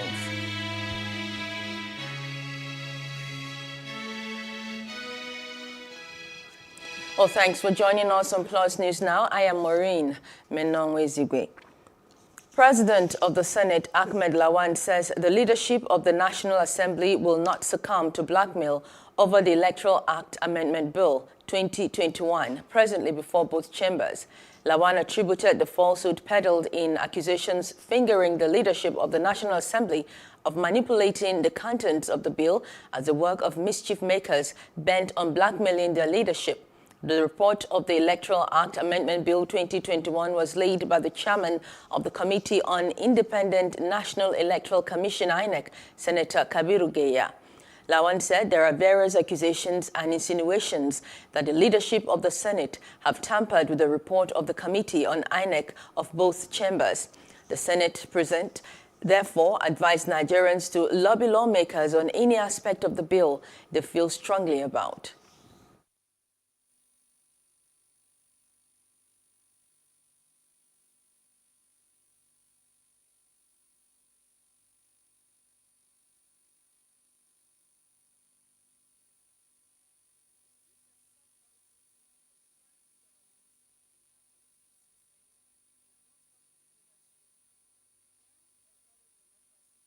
Mr. President, I would like to move that the Senate do receive the report of Independent National Electoral Commission, INEC, on the Electoral Act Amendment Bill 2021 SB 122.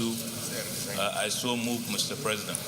There are various accusations, insinuations that the leadership of the Senate, sometimes leadership of the National Assembly,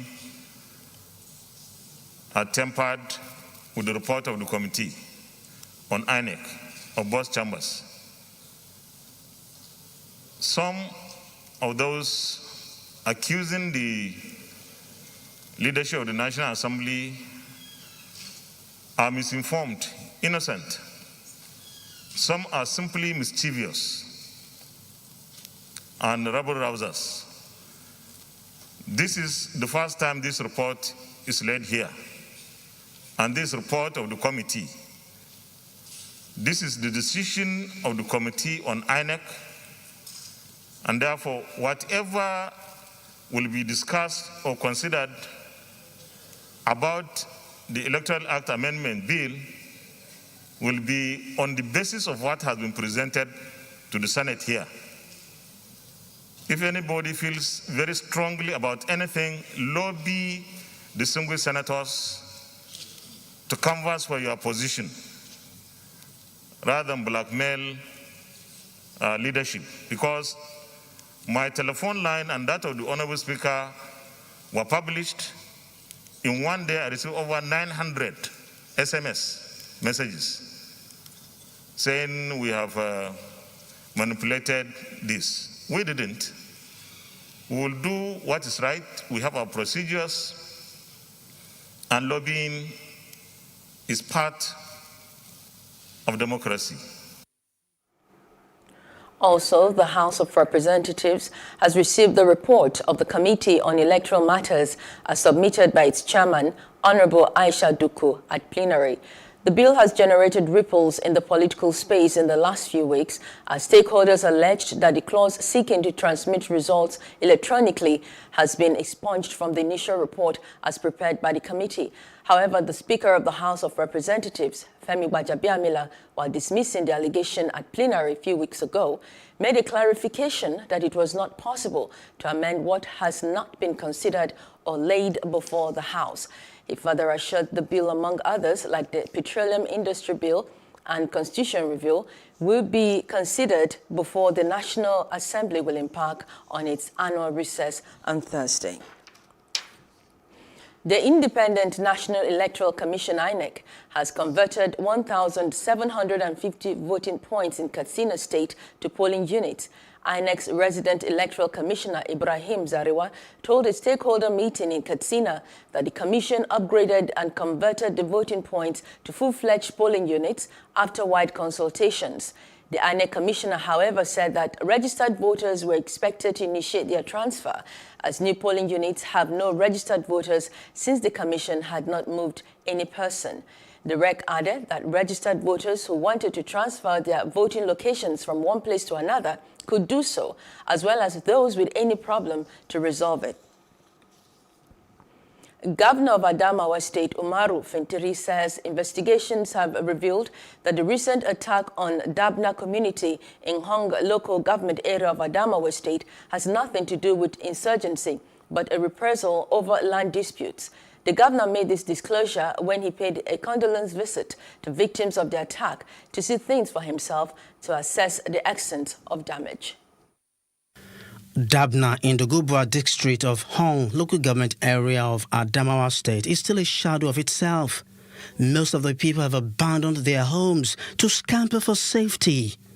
Few women, men and the elderly are living in the ruins of the community as they mourn their dead.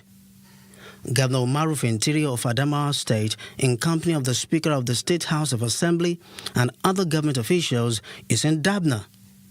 He is received by the district head of Dogobwa and some community leaders. Governor Fintiri goes round for an on-the-spot assessment of the attack. Houses and food stores looted and burnt. He also commiserates with members of the local vigilante whose leader was killed during the attack. He applauds them for their efforts in providing security for the community. 4 or 5 days ago, to be precise, 21 or 25 people were killed here, gruesomely. Investigation is showing and indicating to us really the activities of Boko Haram across the northeast sub-region, but this one that had happened, there is no indication that it's Boko Haram.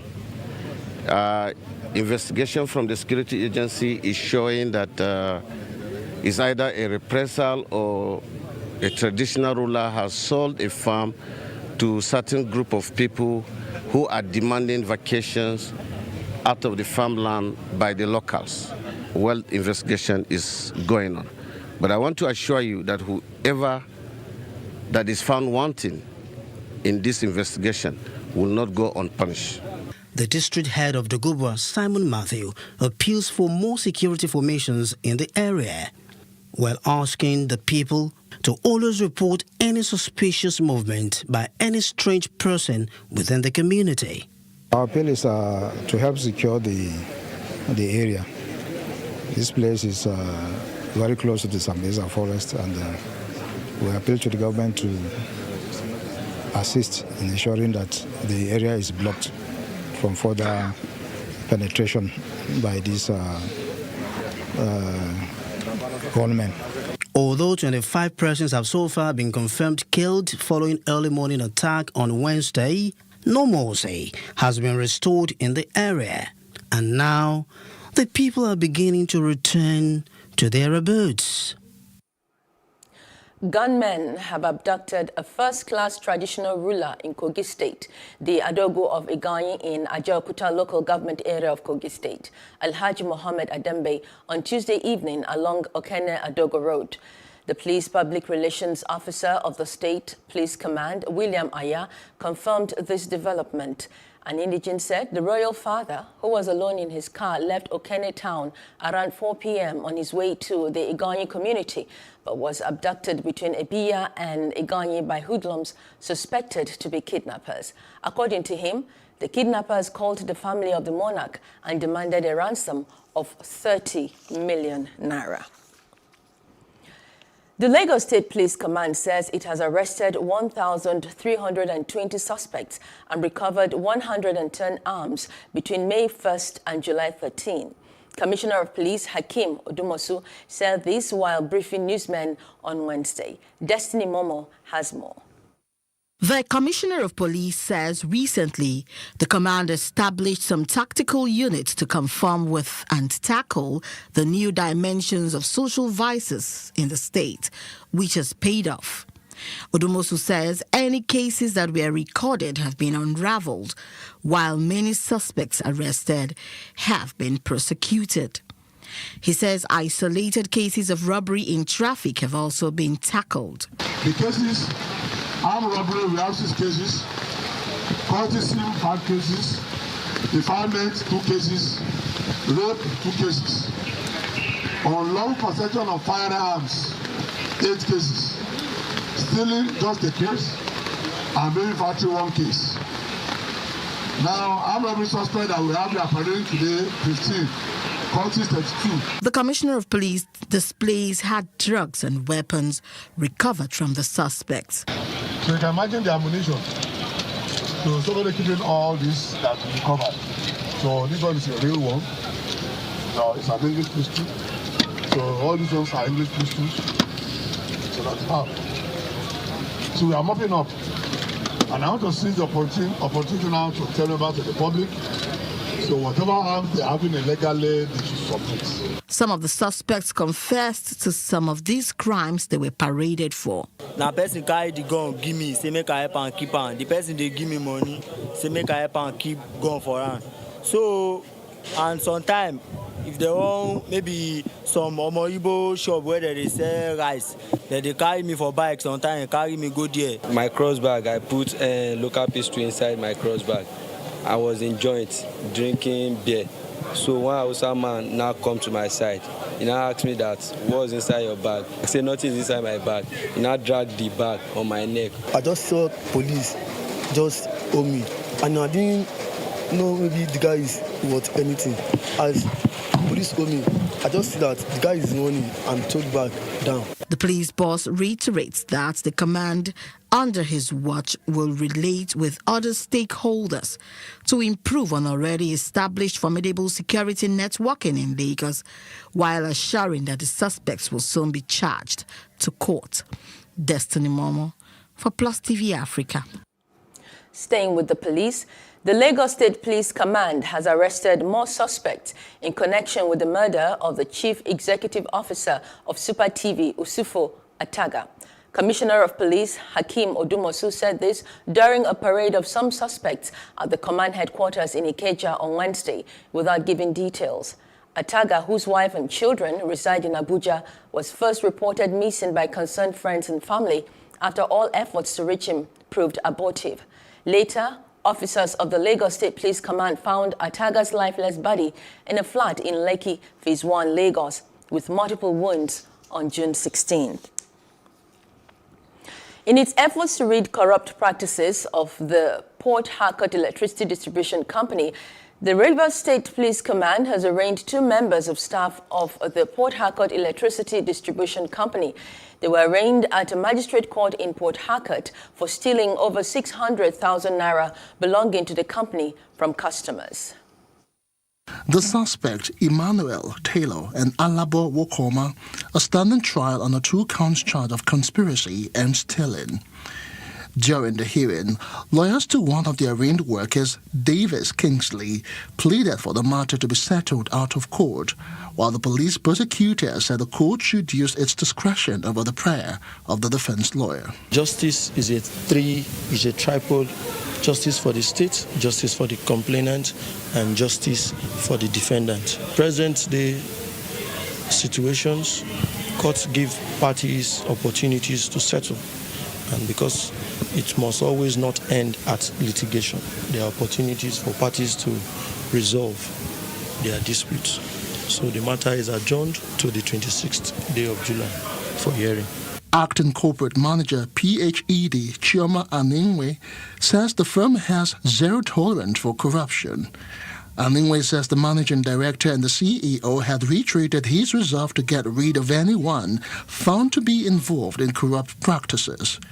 CEO has reiterated his resolve to ensure that this company gets rid of any corrupt practice, and in terms of defrauding the customer and, of course, economic sabotage. So we are here today to witness the bringing in front of the court these 2 suspects. The case has been adjourned. We hope that what is going on here today will serve as a deterrent to other people, be you staff members or even customers who conspire with these staff. We are calling on the public to be very vigilant. First of all, do not pay cash to anybody. Do not pay money to any personal account if it's not a PHED account. While adjourning the case to the 26th of July, the presiding magistrate, Chinwe Nserim, also granted the 2 defendants bail of 500,000 naira with 1 surety. The House of Representatives has condemned the incessant attacks by bandits on communities in Kaduna State, urging the Federal Ministry of Humanitarian Affairs, Disaster Management and Social Development and the National Emergency Management Agency, as well as other relevant agencies, to immediately provide relief materials to the affected victims in Zango Kataf local government area. The House also urges the federal government to immediately deploy more military personnel and intelligence operatives to assist and complement the operations of the Safe Haven Risk Task Force in Zango Kataf and other LGAs in the southern part of Kaduna State. Furthermore, it urged the government to establish a military command, battalion or brigade in Zango Kataf. The Speaker of the House of Representatives, Honorable Femi Gbajabiamila, has reiterated the importance of the media in any democracy. The Speaker said this at the 2nd Annual Dinner and Award of Excellency organized by the House of Representatives Press Corps in Abuja on Monday. Emmanuel Ehijane has a report.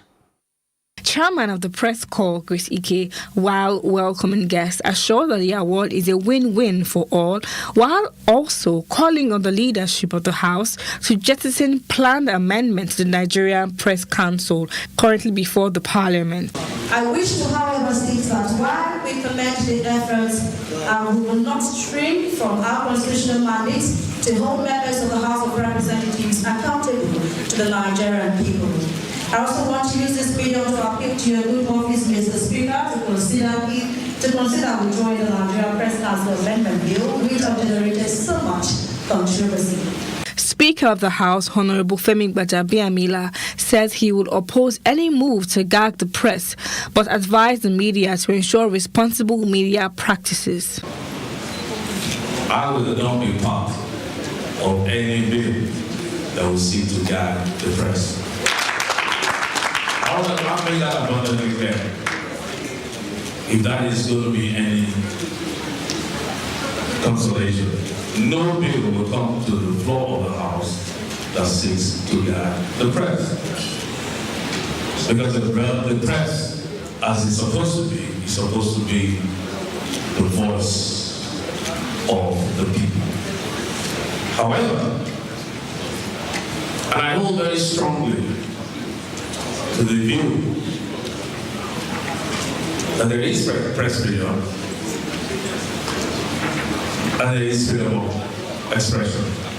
The spokesman of the House spoke on the cordial relationship between the press and its legislature, which has been further strengthened by the ninth Legislative Assembly. And I give this credit to Mr. Speaker and the leadership of the House, who are always open to give answers to thorny issues that the press wants us to clear. When they reach out to me, whether it is 12 in the middle of the night or 1 a.m., you'll be surprised that the Speaker, the Deputy Speaker, the Leader of the House, that I will be stopping them by that time of the night and they will be responding. Several dignitaries were presented with the deserving award, including the governors.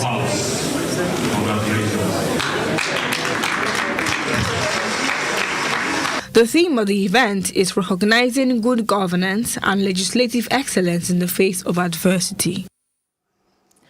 Nigeria and the Economic Community of West African States, ECOWAS, have signed a memorandum of understanding on the National Early Warning and Response Mechanism. Senior Special Assistant to the Vice President on Media and Publicity, Laolu Akande, disclosed this in a statement on Wednesday in Abuja. According to the statement, the Vice President signed for Nigeria, while President of the ECOWAS Commission, Jean-Claude Brault, signed on behalf of the regional body on Tuesday at the Presidential Villa, Abuja. The MOU consolidated discussions by the ECOWAS Authority of Heads of State and Government at its 45th Ordinary Session in Accra, Ghana, in July 2014. The Supreme Court has restrained the Attorney General of the Federation, the Imo State Attorney General, and others from taking any further steps in relation to the boundary dispute between Rivers and Imo State that touches on the ownership of the Akri and Mbede oil wells. The Apex Court, in a chamber sitting on Wednesday, granted the order contained in an ex parte motion filed by Emmanuel Okala, SAN, for the Attorney General of Rivers State. The court specifically made an interim order restraining the first and second defendants and their agents, including the Revenue Mobilization Allocation, the Fiscal Commission, and the Office of the Accountant General of the Federation from giving effect to the letter from the Office of the Chairman of RMA FC. The Plateau State Governor, Samuel Lalong, has signed 4 bills into law, including those that will pave way for the implementation of legislative and judiciary autonomy, respectively. The 4 bills signed into law by the governor were the State Legislative Funds Management Law, Plateau State Judiciary Funds Management Law, Plateau State Property and Land Use Charge Law, and the Plateau Geographic Services Law. A statement signed by the Governor's Director of Press and Public Affairs, Macham Makut, confirmed the signing of the 4 new bills. Attorney General and Commissioner for Justice Santos Ahmadu said the 4 laws are crucial for the good governance and economic development of the state, particularly as the border on revenue generation and land management.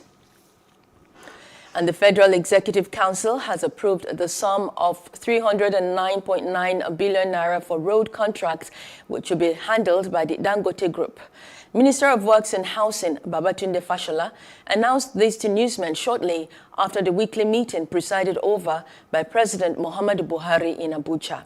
According to the minister, 5 road projects totaling 274.9 kilometers under the federal government road infrastructure tax credit policy will be advanced by the Dangote Industries as a tax credit. Fashola explained that the move is also part of the government's multiple funding options with the private sector. The roads are located between Bama and Banke in Borno State, the Nnamdi Azikiwe Road in Kaduna State, and the Deep Sea Port Access Road, sections 1 and 3 in Lagos State, through the Ekpe to Shagamu Expressway.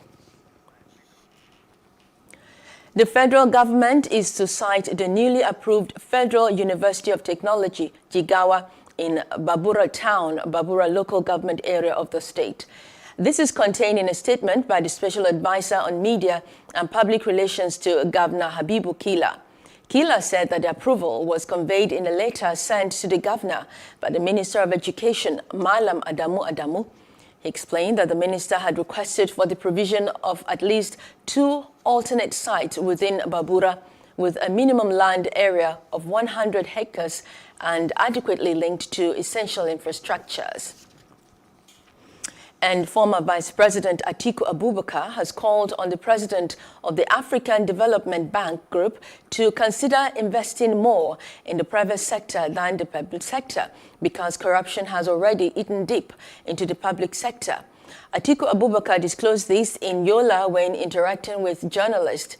He advised Dr. Akinwumi Adesina to always draw policies and programs that will center more on private sector. Our correspondent now reports. Here are journalists in an interactive session with former Vice President Atiku Abubakar. This is an avenue to ask him pertinent questions.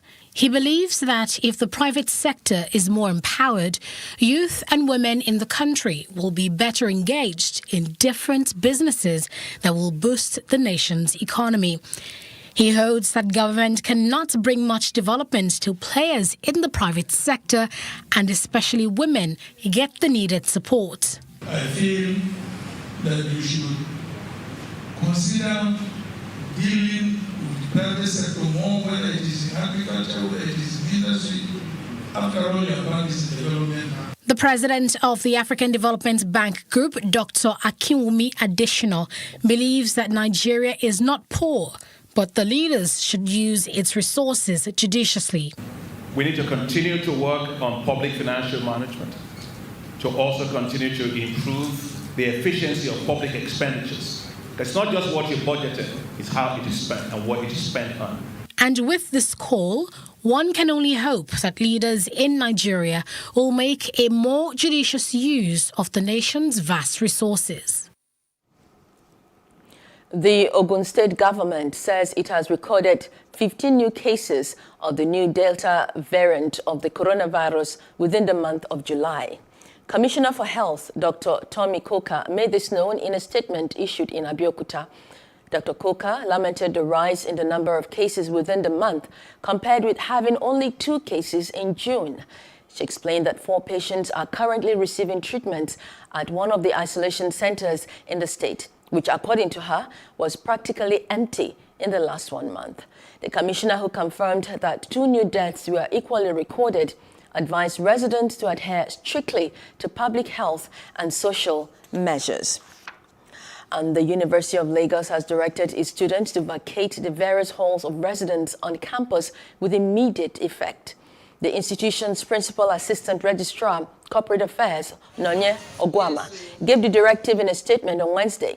The move is to further check the spread of the coronavirus pandemic on campus. She said that the university management had continued to enforce the COVID-19 protocols in all the teaching and learning spaces, as well as the student halls of residence. Ogun State Governor Gboyega Oyetola has sworn in newly appointed local government caretaker committees in all the local government areas, local council development areas, area councils, and administrative offices in the state. This is the inauguration ceremony of 69 caretaker chairmen in Osun State, southwest Nigeria, by the State Governor Gboyega Oyetola.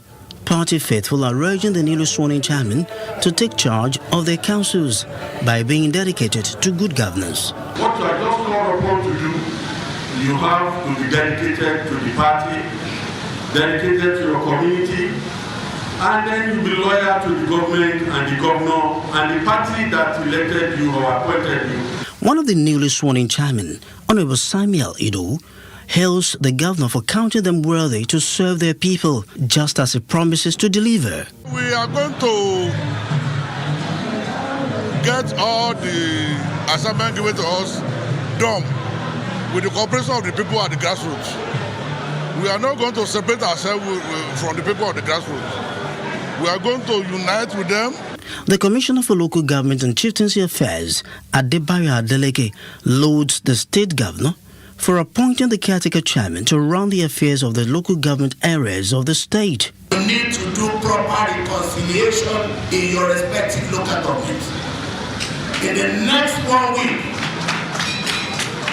you will not be a good chairman if in the next 1 week you are not able to resolve whatever political imbroglio that you have in your respective local government. The State Governor Gboyega Oyetola wants them to stretch the hands of partnership to fellow contestants who are not so privileged by embarking on a reconciliatory move to other party members. He also charges them to run the affairs of their respective councils with the fear of God, transparency, accountability, fairness, and equity. As you all know, the local government institutions is the closest to our people. Therefore, your leadership will only be as meaningful and successful to the extent to which you run an administration that is not only truly inclusive, but also one fully committed to meeting the basic needs of our people. And with this new local government structure in place, people of Osun State can hope that grassroots democracy will be entrenched in the state. Still ahead. Death toll from South Africa, unrest rises. Minister appeals for calm. Details when we return.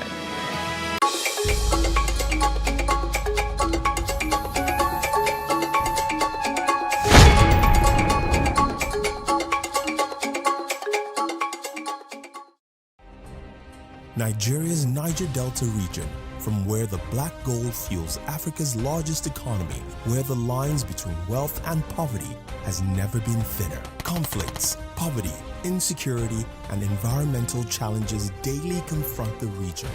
How can the Niger Delta story be changed for the better?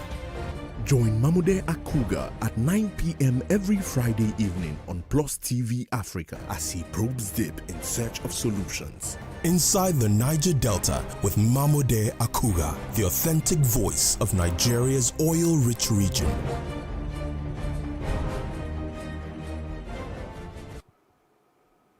Welcome back to News Now on PlusTvAfrica. A 15-year-old boy has been killed by a stray bullet in a Johannesburg township. More than 70 people have been killed in the unrest, the worst in South Africa for years, and hundreds of businesses wrecked. Food and fuel supplies are running short. A crowd gathered around the body of teenager Visu Dlamini in Belarus to the south of Johannesburg. Among his relatives at the scene were his grandmother and his sister, according to the Reuters photographer. Business Minister Kumduzo Mwasheni appealed to South Africans for calm, asking them to resist the urge to stock up on supplies to avoid spreading COVID-19. Meanwhile, the King of South Africa's Zulu community, the country's largest ethnic group, has called for an end to unrest after 6 days of looting left scores dead and battered the economy. We urge members of the public to remain calm and exercise restraint during these trying times. Government is working with the National Consumer Goods Council to ensure food security. If we have members of the public flocking into the shops and malls to buy foodstuff, we are also risking the spread of COVID-19, and it will go to uncontrollable levels with the Delta variant that is currently prevalent in our country. Another area of concern that has been brought into the attention of government is members of the community taking up arms to try and protect their properties. We understand the concern for community for their safety and their need to protect their properties. We would like to urge these communities to work with the law enforcement agencies to stop the looting and violence and to operate within the rule of law. After losing 53 cars during the 2019 Johannesburg xenophobic attacks, Oke Uchende never thought that his business of 11 years, a second-hand car dealership, would be burnt again in less than 2 years. On Sunday, he received a call at midnight that his store was engulfed in flames as looting and violence, the worst in South Africa for years, escalated, wrecking hundreds of businesses.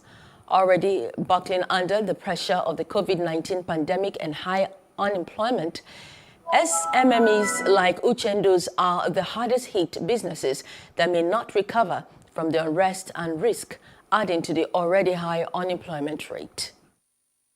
I saw the place engulfed in flames. I feel like committing suicide because my livelihood is being taken away from me. In my eyes, I was sitting crying, helpless, because I can't do anything. You find that the property is on flame. Like, if you look around you the way I said, there's an Evoque worth 220,000 for a client. It's gone. There's a Discovery. There's a Range Rover. There's a Golf 7. Now the month is coming to an end. I still need to pay my rent. I got 3 kids I need to take care of. How will I take care of my kids? The one way that summarizes the impact is catastrophic.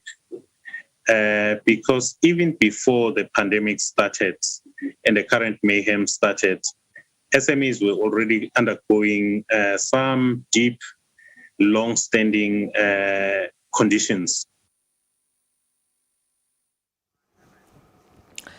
French police have used tear gas to disperse a protest against President Emmanuel Macron's plan to require a COVID-19 vaccine certificate or negative PCR test to gain entry to bars, restaurants, and cinemas from next month. This week, Macron announced sweeping measures to fight a rapid surge in new coronavirus infections, including the mandatory vaccination of health workers and new health pass rules for the wider public.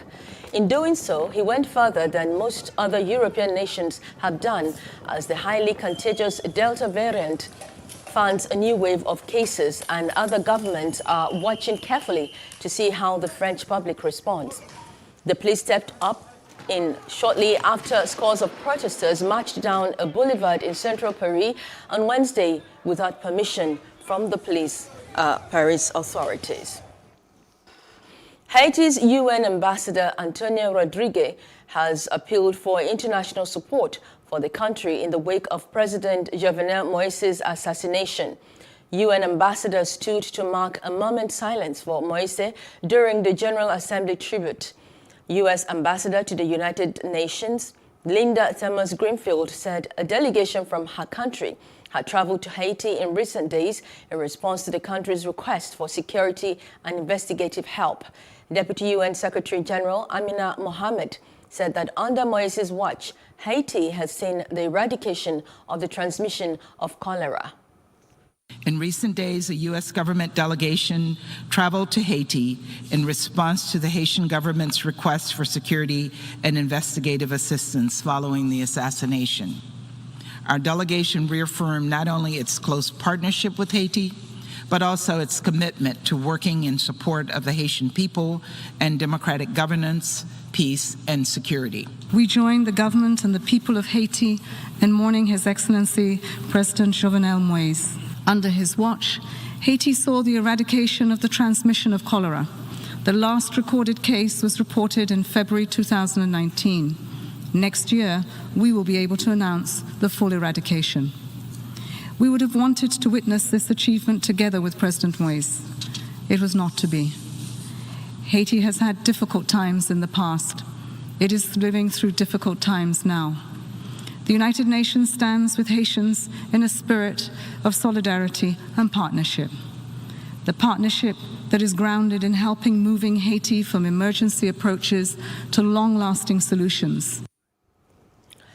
Iran says it can enrich uranium up to 90% purity weapons grade if its nuclear reactions needed it, but added it still sought the revival of a 2015 deal that would limit its atomic activities in return for a lifting of sanctions. The nuclear deal caps the fissile purity to which Tehran can refine uranium at 3.67%, well under the 20% achieved before the agreement and far below the 90% suitable for a nuclear weapon. Iran has long denied any intention of developing nuclear weapons.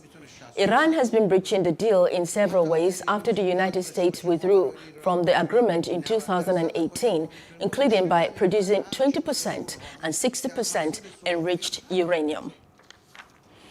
The British government has proposed to halt all persecutions of British soldiers who served during 3 decades of sectarian conflict in Northern Ireland and of militants involved in the bloodshed, which cost some 3,600 lives.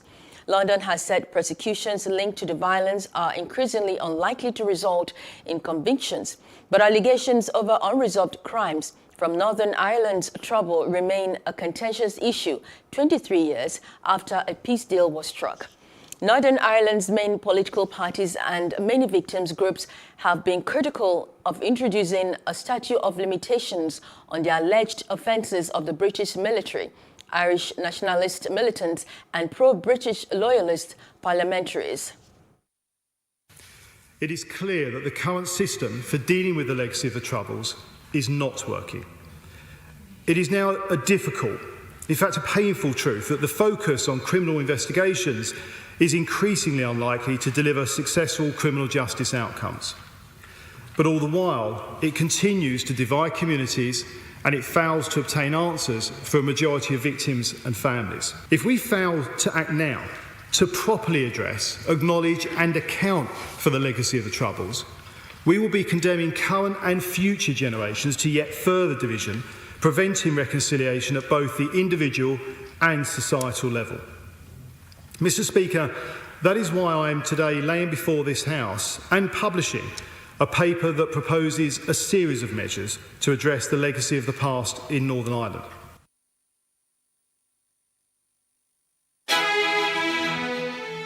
Up next, Nigerian Electricity Regulatory Commission says 1.09 million customers have been metered. That's in business news after this short break.